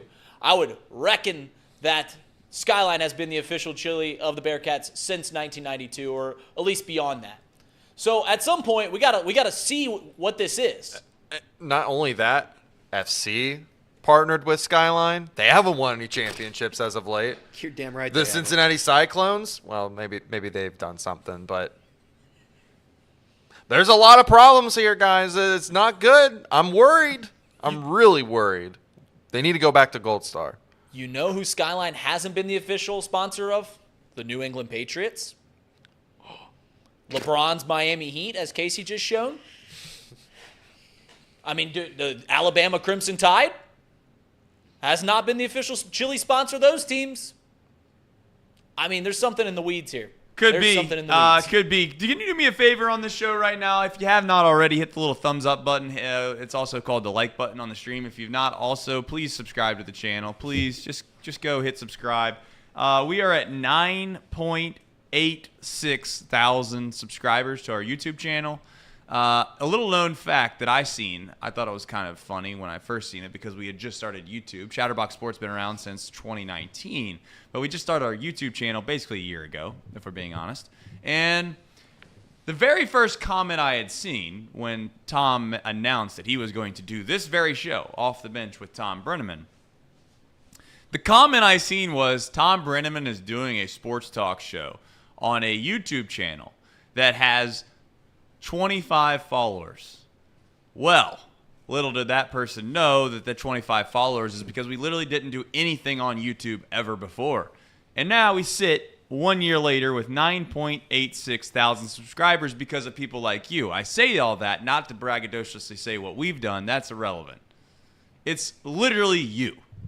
I know that sounds wild and you think that I'm being maybe like I oversell that a little bit. I'm not. The truth is this. When you tune in every single day and you get into the chat and you comment on our YouTube videos and you do all the things that you've continued to do time and time again, yes, we do understand that we're trying to be entertaining and you appreciate the show, et cetera, et cetera, et cetera.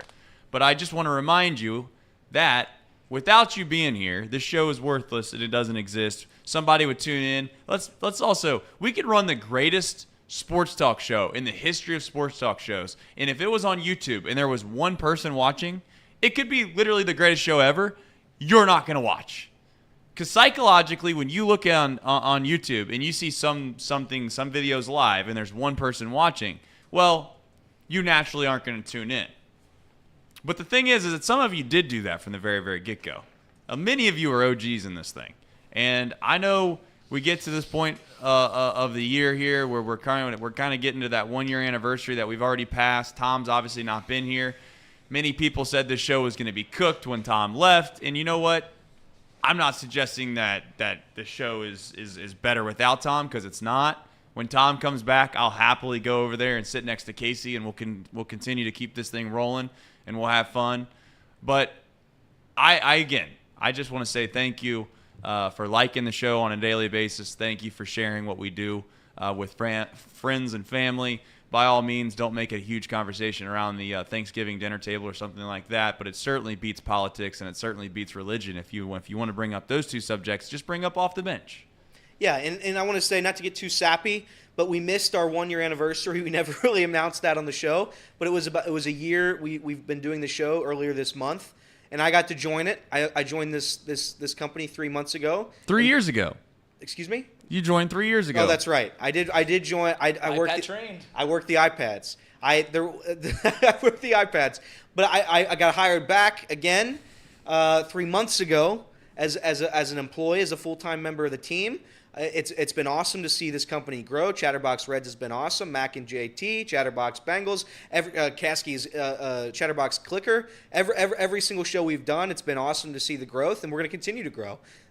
All of this has happened in a year's time. So next year, this coming year, it's going to be a big year for us. Yeah, not only did we miss the 1-year anniversary, but yesterday was Tom's birthday. So happy birthday, Tom. Happy birthday, Tom.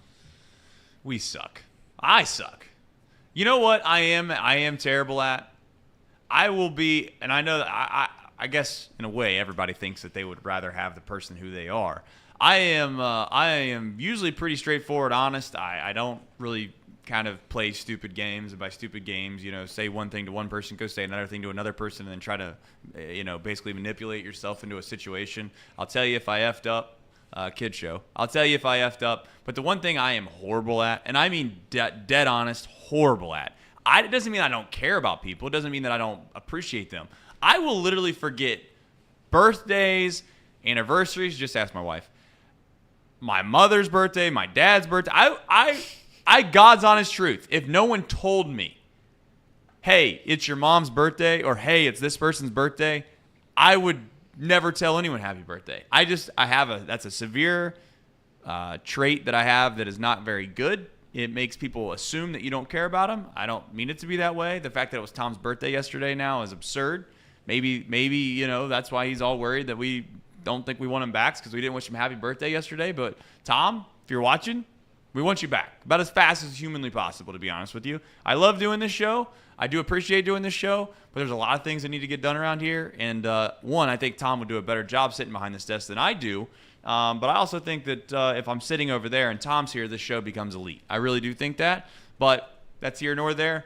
But I am terrible with birthdays. So my apologies. Happy birthday to Tom. Happy birthday in the chat. We almost should have is there a way, this is where technologically speaking someone else should have to tell me this. Is there a way where we can create a calendar? I know this sounds goofy. Maybe it's too cheesy, but where people could submit their birthdays in the chat. Like, it'd be kind of nice every day to start the show off. Or have just a birthday, a little quick birthday segment. That'd be nice. It'd be nice to know.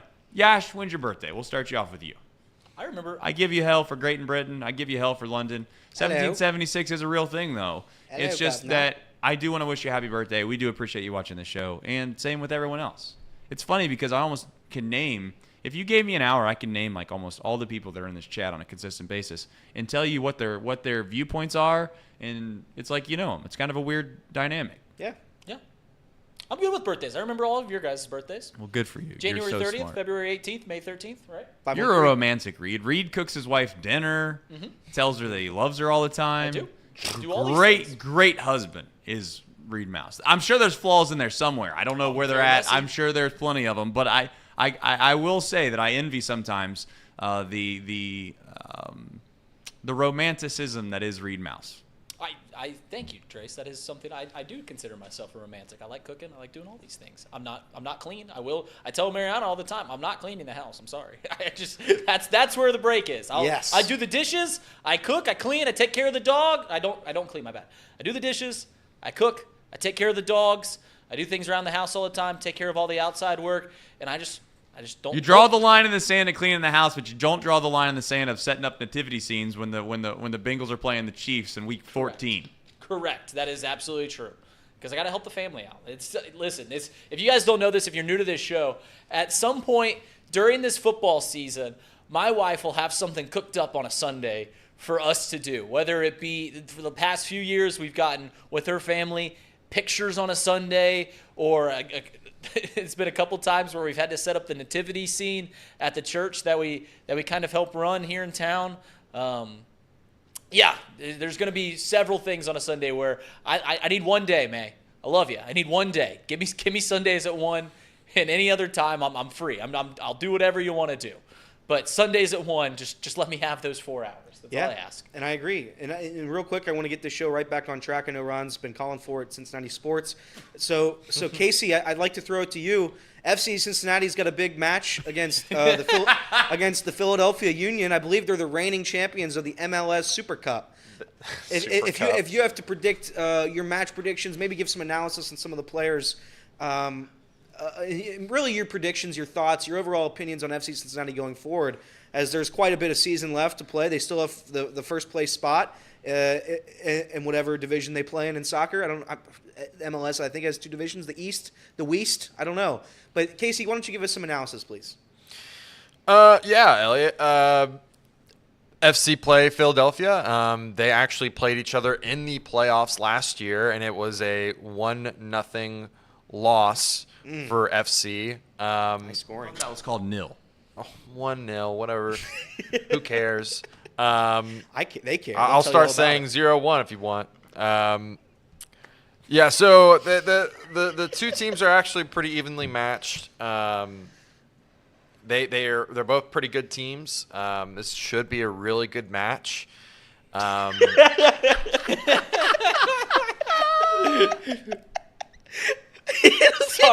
Sorry, Casey. No, keep going, please. It'll be a good match. What can I say? I thought we had a Mitch McConnell situation right there. I thought we were frozen in time. We were never gonna get it back. Oh man. FC Cincinnati, by the way. I'll tell you what, we're gonna have a fist fight here after this Casey. series. We're gonna have a fist fight after this show. It's gonna be a cage match between Casey McAllister and Elliott. I don't think Elliott better get that coat ready because he's gonna need it. I'm just trying to give FC Cincinnati the props they deserve. Casey's been saying, "Why do you disrespect our team all year long?" I'm trying to give him props, and Casey's over there just saying they play it's a good match. Saturday. I'm not prepared to talk about them yet. I'm Well, going to talk about them Friday. I'll give you some facts real quick. Talk about them Friday. It's the Eastern Conference. FC Cincinnati is in first place. They have 57 points. Philadelphia has 46 points. They're in fourth place. So it is a big match. FC Cincinnati has a sizable lead, so nothing would change if they were to lose. But it's a big match for the city. Big match for the club, for the lads. Casey, I'm sorry. I mean, they just this is a big match just because of the feeling of rivalry. Like they don't have very many rivals right now besides like Columbus Crew. So anytime that they play someone in the playoffs and they lose, like that's kind of like, and they're in the fans' minds, this is a new rival. And because they're a good team, it raises the stakes a little bit more. Because even if Philadelphia wins, I know what the points are. I know what the table says. FC's got a very commanding lead right now, 57-46. But Philadelphia, they can sneak up. Orlando, they already beat them 1-0 last week, or not last week, 2 weeks ago. So, like, FC can't be losing games. Like, they can't drop these games. They need to win these games, especially I was going to say at home, but this is not at home. This is at Pennsylvania. Yeah, it's confusing because they're the only sport that has the home team up top, not on the bottom like every other sport. When you read it, it's a little. You know strange. what? To defend Casey a little bit too. I'm not bashing Casey. I'm supporting his team. No, I understand you're supporting his team. That's a good bit you're running there, and I appreciate it. But you know what? When the Bengals season turns on, when the NFL Sundays are back, Casey McAllister's he can say whatever he wants over there, but he's just an NFL fiend, and that's what he does. That's what he does. Got a whole Why? show about it. Because he does a show. He does a show about it, and he does it with another guy that you might remember, intern Jacob. Speaking of Jacob, hopefully he's doing well down in Tuscaloosa. I don't think things are going as planned down there. Hopefully everything's okay. I don't know if Nick Saban puts the wrath on the video team, but if he does, Jacob might not be able to make it to the show tonight. Have you checked in with Jacob at all since the last time that they played the Longhorns of Texas? Because if so, he might actually have to be doing some extra studying based off the way that I hear Nick Saban runs a program. Have you talked to Jacob recently? No, I've not talked to Jacob, but I actually this is really strange. I've been having some very vivid dreams as of late, like just this last week.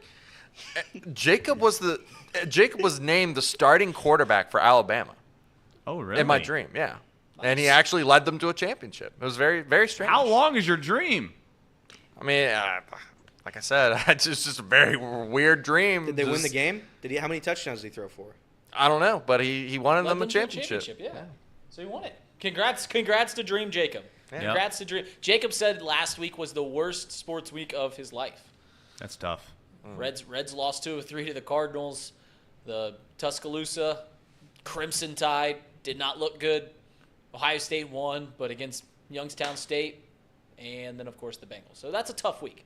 That's a tough weekend, no doubt about it. Yeah. Well, anyways, what time does that show start at, Casey? Starts at 7:30. 7:30. Mac and JT talking the NFL. We'll see what they have to say.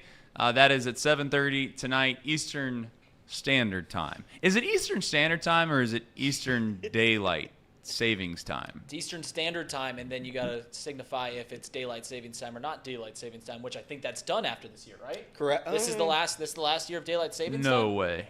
We better Yeah. fact check that. Someone in the chat will know that. Is this the I'm last pretty year of sure it daylight is. savings time? I'm pretty sure it is. Okay, well, regardless, I'm pretty sure you put on there EST is Eastern Standard Time. That means you are not on daylight's time. And if you put EDT, it means you're on daylight's time. Fun fact.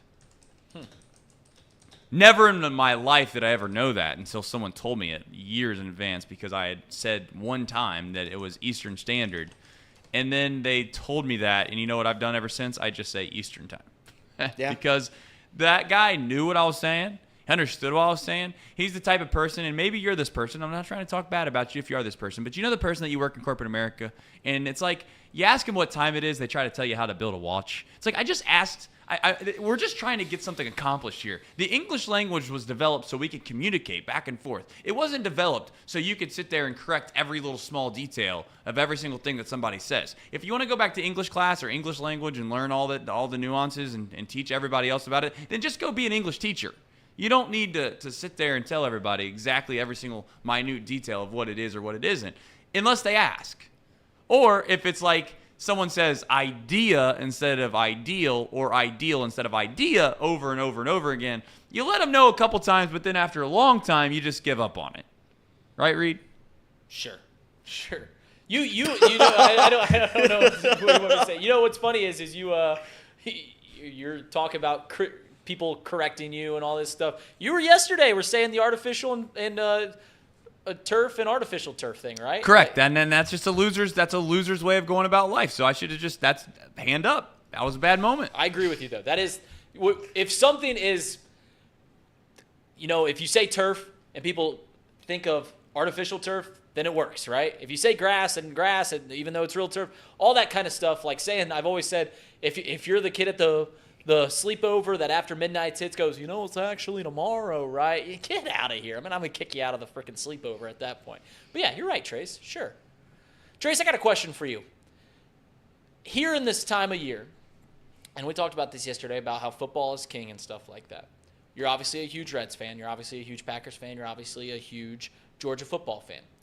If the Reds were playing a playoff game, and this might be putting you on a spot because you got Chatterbox Reds and everything like that, but I want you to answer this honestly because I've got my honesty. Easy answer. If the Reds were playing a playoff game and Georgia football was playing a top 10 game against Tennessee, what game are you watching? Wow. Bo. If you forced me to watch one or the other, it would require me to know what was at stake for the Reds. It's the last game of the season. We're talking game 3. I'm talking game 3 of the wild card round against 5 versus 4, 5 versus 1, Tennessee and Georgia. I'm watching the Reds. Okay. I'm watching the Reds. If it's do or die, I'm watching the Reds.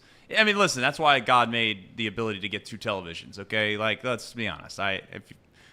Not braggadociously saying this, but there's a reason I have a couple different televisions in my basement for that specific reason at all. And you know what? If it was what, in my opinion, it is whatever the most important game is in regards to the season as a whole. I guess you could say college football, every game certainly matters, and it does. But, based off of your analogy, I could say that Georgia could lose that game and still play meaningful games later. The Reds are in a do or die game. I'm watching the Reds, and the Reds have. It is actually the one thing that Chatterbox Reds has done for me specifically in my fandom with the Reds is it's elevated it enough now to where, as stupid as this sounds, like you're more committed. Like you've invested so much time, effort, and energy into one product, into one thing, that you're not on the team. Obviously, you know that you're not like a part of the organization, but you just feel a little more inclined to be along with the ride more than you otherwise would. Which brings me to maybe my final point of today's show as we close here with 15 minutes remaining.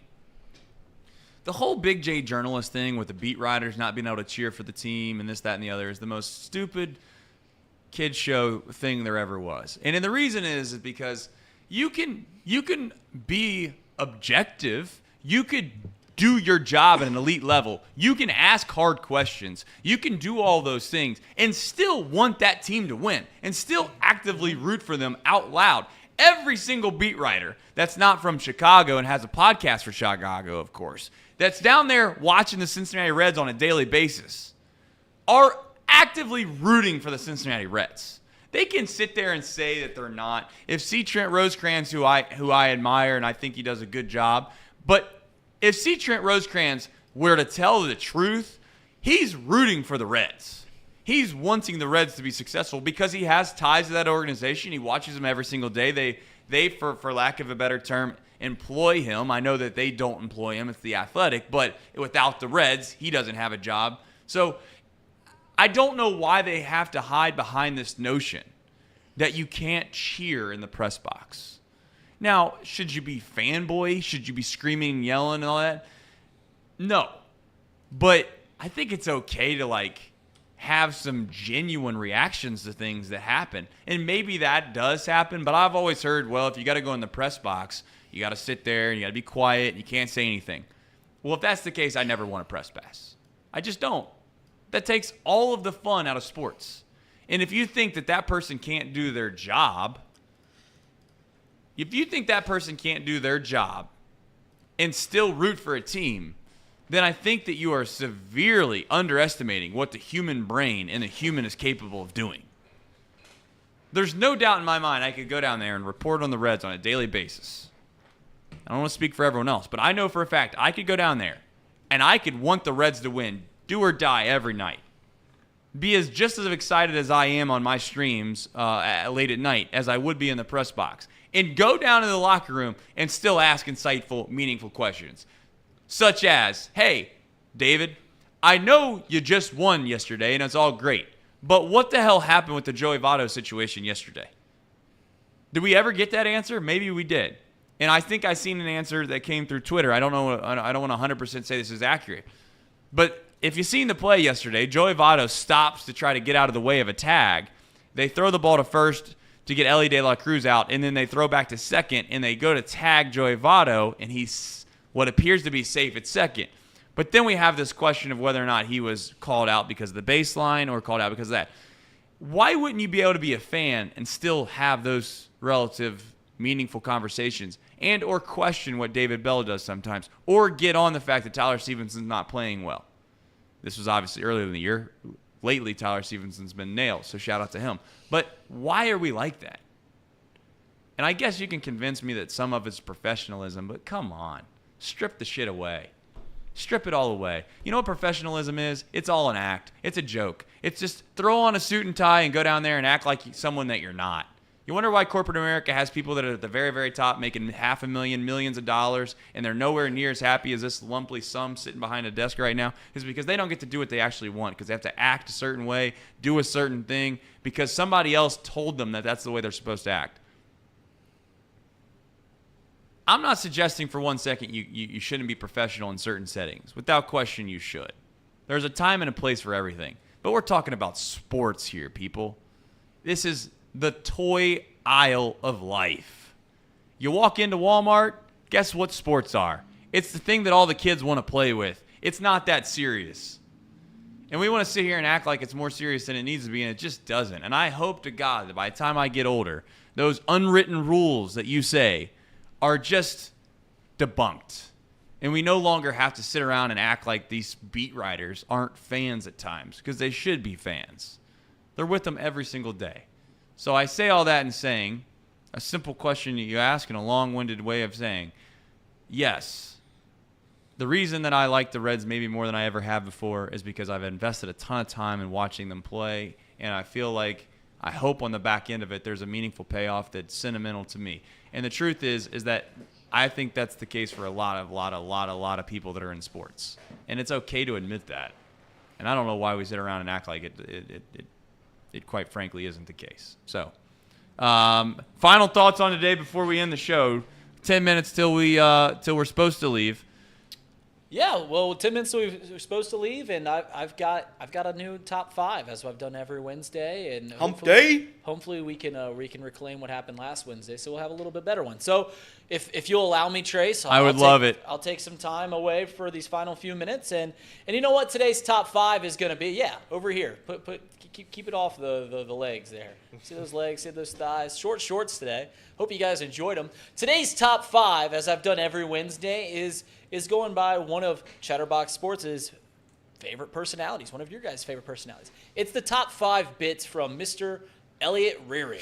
So that's today's top 5. The top 5 bits from Elliott. Coming in at number 5 is Under the Bridge is Here the Troll. Anytime that I say something, disparaging about the Reds, he calls me a troll, and that's a good bit. It's really funny. Elliott, truly one of the funniest people I've ever met, and he's not afraid to give it to me. That's what I like.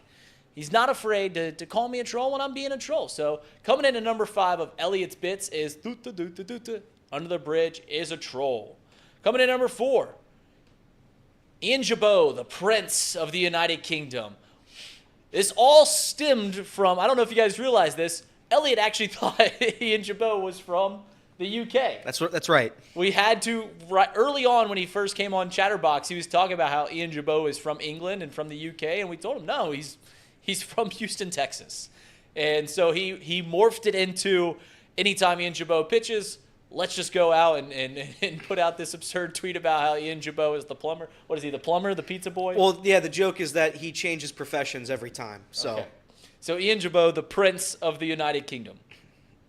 Coming in at number 3, it might be my personal favorite, is how often Elliott cancels the season. It's a running bit. At times, I think he truly believes it. I think most of the time, he actually truly believes that the season is he said he's ready for the Bengals season to be canceled if they lose this week. And it started out, the season's done. Back on, then they win a couple games, and, they're winning the World Series. That's how fandom should be. I truly believe that. If you're a rational fan, you're doing fandom wrong.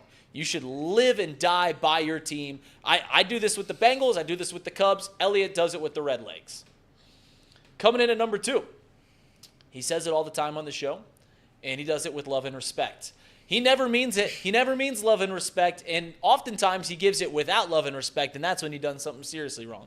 But anytime he says something bad about a player, a team, he says it with love and respect, and that's just because he's a respectful guy. It is one of the best bits he does. It's the second best bit he does. But the funniest thing, the best bit that Elliott has is being my friend. He doesn't like me. He pretends to like me, but he does it as a bit. So I appreciate Elliott's fandom. I don't have many friends, or friendship. I don't have many friends, and Elliott is one of them, and I just appreciate Elliott doing the bit that is being my friend. So thank you, Elliott, for being my friend, even if you don't mean it. I do mean it, and I don't appreciate slander. That slander campaign that you just ran, the top 5 slanders, I guess you could say. But yeah, I'm honored to be your friend, Reed. I love you very much. So there you go. Seems sincere. Thanks, Elliott. Time for some ad reads, Casey? Ad reads? Ad reads? Ad reads? Hey, I got an idea from here on out. We'll try to do a better job of this. We're going to do the local weather and the ad reads together. We bat about 450 on getting the ad reads done recently. Just not ideal. Not ideal. Plus, doing the ad reads at 11:53 on a 12 o'clock 2-hour show, 10 to 12 show, probably not most ideal. However, we do have a considerable amount of people in the chat, considering, based off the time frame in which we'll read them. But from now moving forward, we're going to do the ad reads along with the local weather, because I feel like that goes hand in hand. Local business, local ads, local weather. It's the locals at 11. That's right. There it is. The locals at 11. We're going to do the locals at 11. But for today, we're going to let Casey McAllister try to do this ad read without laughing, because we're all going to try to make fun and do some stupid things while he's reading it. We'll see how well he can do. Casey McAllister, take it away. The Bengals Report is brought to you by Encore Technologies. Encore Technologies provides IT solutions for a data-centered world with a suite of services from mobile computing to desktop to data center, supporting both centralized and work-from-home computing modules to improve efficiency and productivity. I'll try a little better next time, guys. Visit Encore.tech. The path to innovation begins here. And then let me tell you about this. Oh, I don't have my water bottle here today, so nice shot put. Pawnee Water.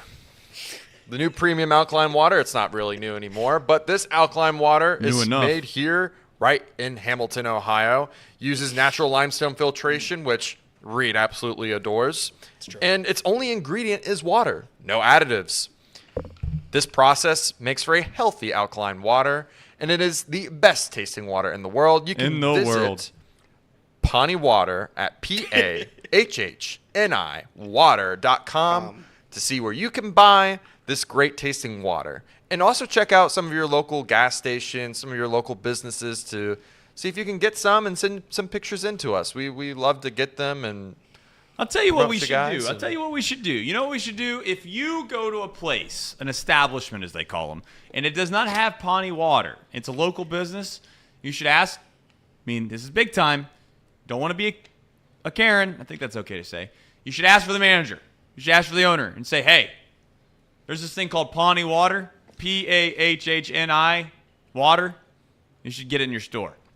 It's natural limestone filtration made right out of Hamilton, Ohio. You can go right into the full bit. Right into the full bit. We need to get Pawnee Waters as many places as we possibly can. Why? Because it's the best tasting water in the world. We've said it time and time and time again.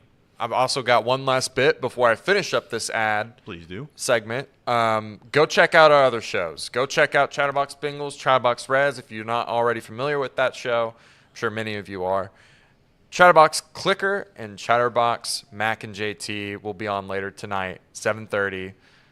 Check them all out. A lot of content. And also go and join us at not Bearcat Bash. No, that's at wrong. the Sports Bash Yeah, on right. Short Vine. Presented by? Chatterbox Sports. Yes. Correct. Presented by Neutral, too, by the way. Neutral. Shout out to Neutral. And all sincerity, I think is the word I'm looking for. Yep. Sincerity. Chatterbox Sports Bash on Short Vine, presented by Neutral. If you've not had a Neutral, I know this isn't a free ad, but it is a genuine ad. If you've not had Neutral, some are saying it's better than the other company that's associated with Noon. Oh, yes. Some are saying that. Yes. Some are saying if you're a Noon type person, you like drinking Noons like they do in Oxford, you might like Neutral. Should give it a shot. As always, we end the show with the cherry on top. Why? Because this show is presented by United Dairy Farmers. Without further ado, here is the cherry on top. And, it's not very cheerful, to be honest. We like to usually keep it lighthearted, but this one's a little sad. But I wanted to play it here at the end of today's show. Have you had a chance to chat with them? And if you did, can you reveal anything that was discussed? Yeah, so at halftime, I just went in to check on him in the training room and just made sure I gave him a hug, told him I love him, and it really hurt my heart. He told me, just, sorry, kid. Just like that, he said, sorry, kid, and said he loved me back, and that was it, but just truly heartbroken, for real. And my emotion at that moment was similar to how it is now. Just really felt for the man and for our whole team. We love Aaron and everyone there loves him, and he brings a certain energy with him. And man, we were trying to imitate it. We were trying to imitate it when he went down and win for him, man, because he deserved to be out there, and that was that, man. But I'm glad I did get to see him at halftime. It's just sad moment. Sorry, kid. Can you imagine just the leader of your organization just, sorry, kid. So that just sounds like he's done, right? It's real bad. Can't imagine being a Jets player right now in that scenario. That's brutal. But that's the cherry on top, presented by UDF. To end this show, I've watched Aaron Rodgers play a lot of football. Many of you know, all of you know, for the most part, I'm a Packers fan. I remember him coming in. His very first snap was against the Cowboys when Brett Favre got hurt, came in. And at the time, you thought there was something there, but you never knew in a million years that he probably would go on to be the quarterback that he was and is, and the icon that he's left. But that's just a brutal reminder of what sports is. You're always a play away, man. You're always a play away. And you know what? I'll leave you with this. Not that you need any inspiration as you leave on this Wednesday afternoon, but it's also a nice stark reminder at times that you never know when your end of time is as well. I know that's morbid. I know that's crazy. But you're not promised tomorrow. You never are. Aaron Rodgers is probably done. He's probably never going to play football again. It's not the end of the world, clearly. Certainly life is more important than just a game of football. But you just never know, do you? I'm sure Aaron Rodgers thought that this team was good enough, and they certainly were, to probably win a Super Bowl. He probably had a chip on his shoulder as large as any of them. And unfortunately, it was taken away. Why? Because none of us have total control. I hope you come back tomorrow. You enjoy some more sports with us on that Thursday. Why? Because we do this show every single day, Monday through Friday, from 10 to 12. And until then, I hope you enjoy the rest of your day. And if you're, God willing, still living and kicking and want to listen to some more sports and maybe just a little bit of comedy, this is your place. We'll see you tomorrow at 10 a.m.